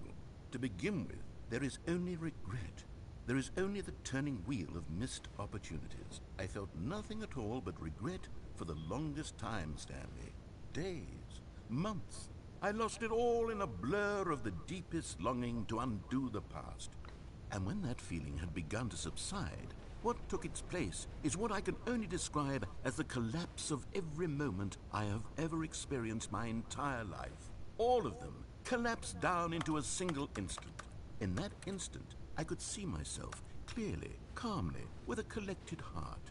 It was an impossibly rich wellspring of both delight and disgust simultaneously.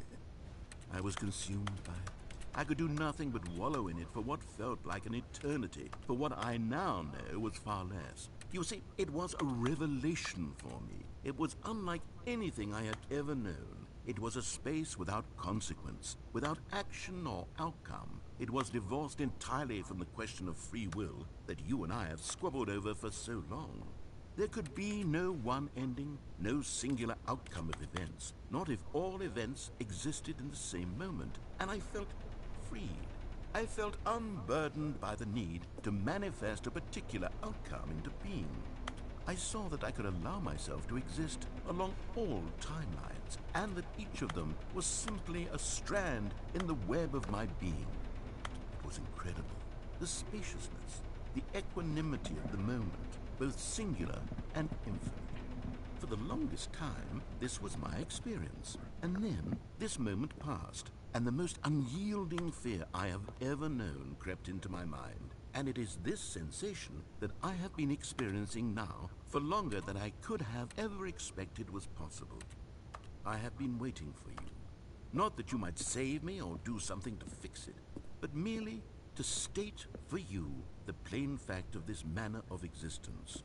I wish you to feel afraid as I do, that perhaps one day this state of mind will consume you as well. Perhaps you will somehow, What the in heck? some way, have to live as I do now. And I wish for you to know how excruciating it is, and for you to be in true terror of its eventual arrival. If I can only do this, only this one thing, perhaps it will bring me the smallest moment of peace in the darkness. Peace and dark. Okay, so I think that's it. Then I press the skip button.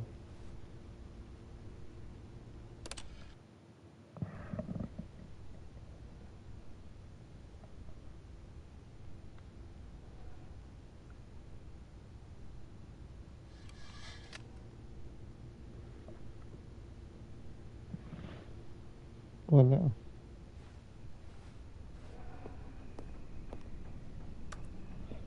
Nothing much has changed.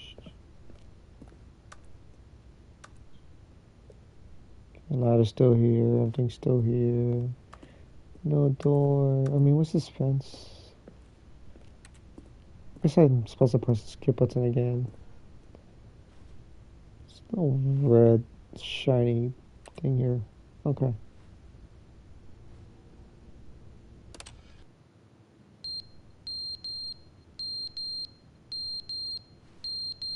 What the?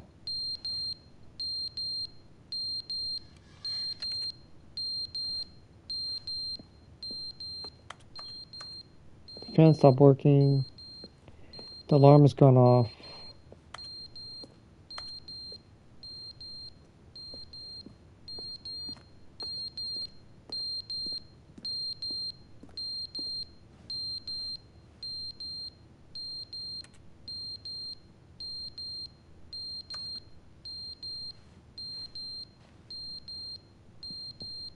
No leaves at all on this tree.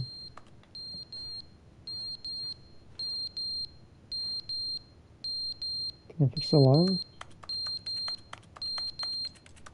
Why did the alarm go off? Maybe because the fan stopped working, so maybe that's why the alarm.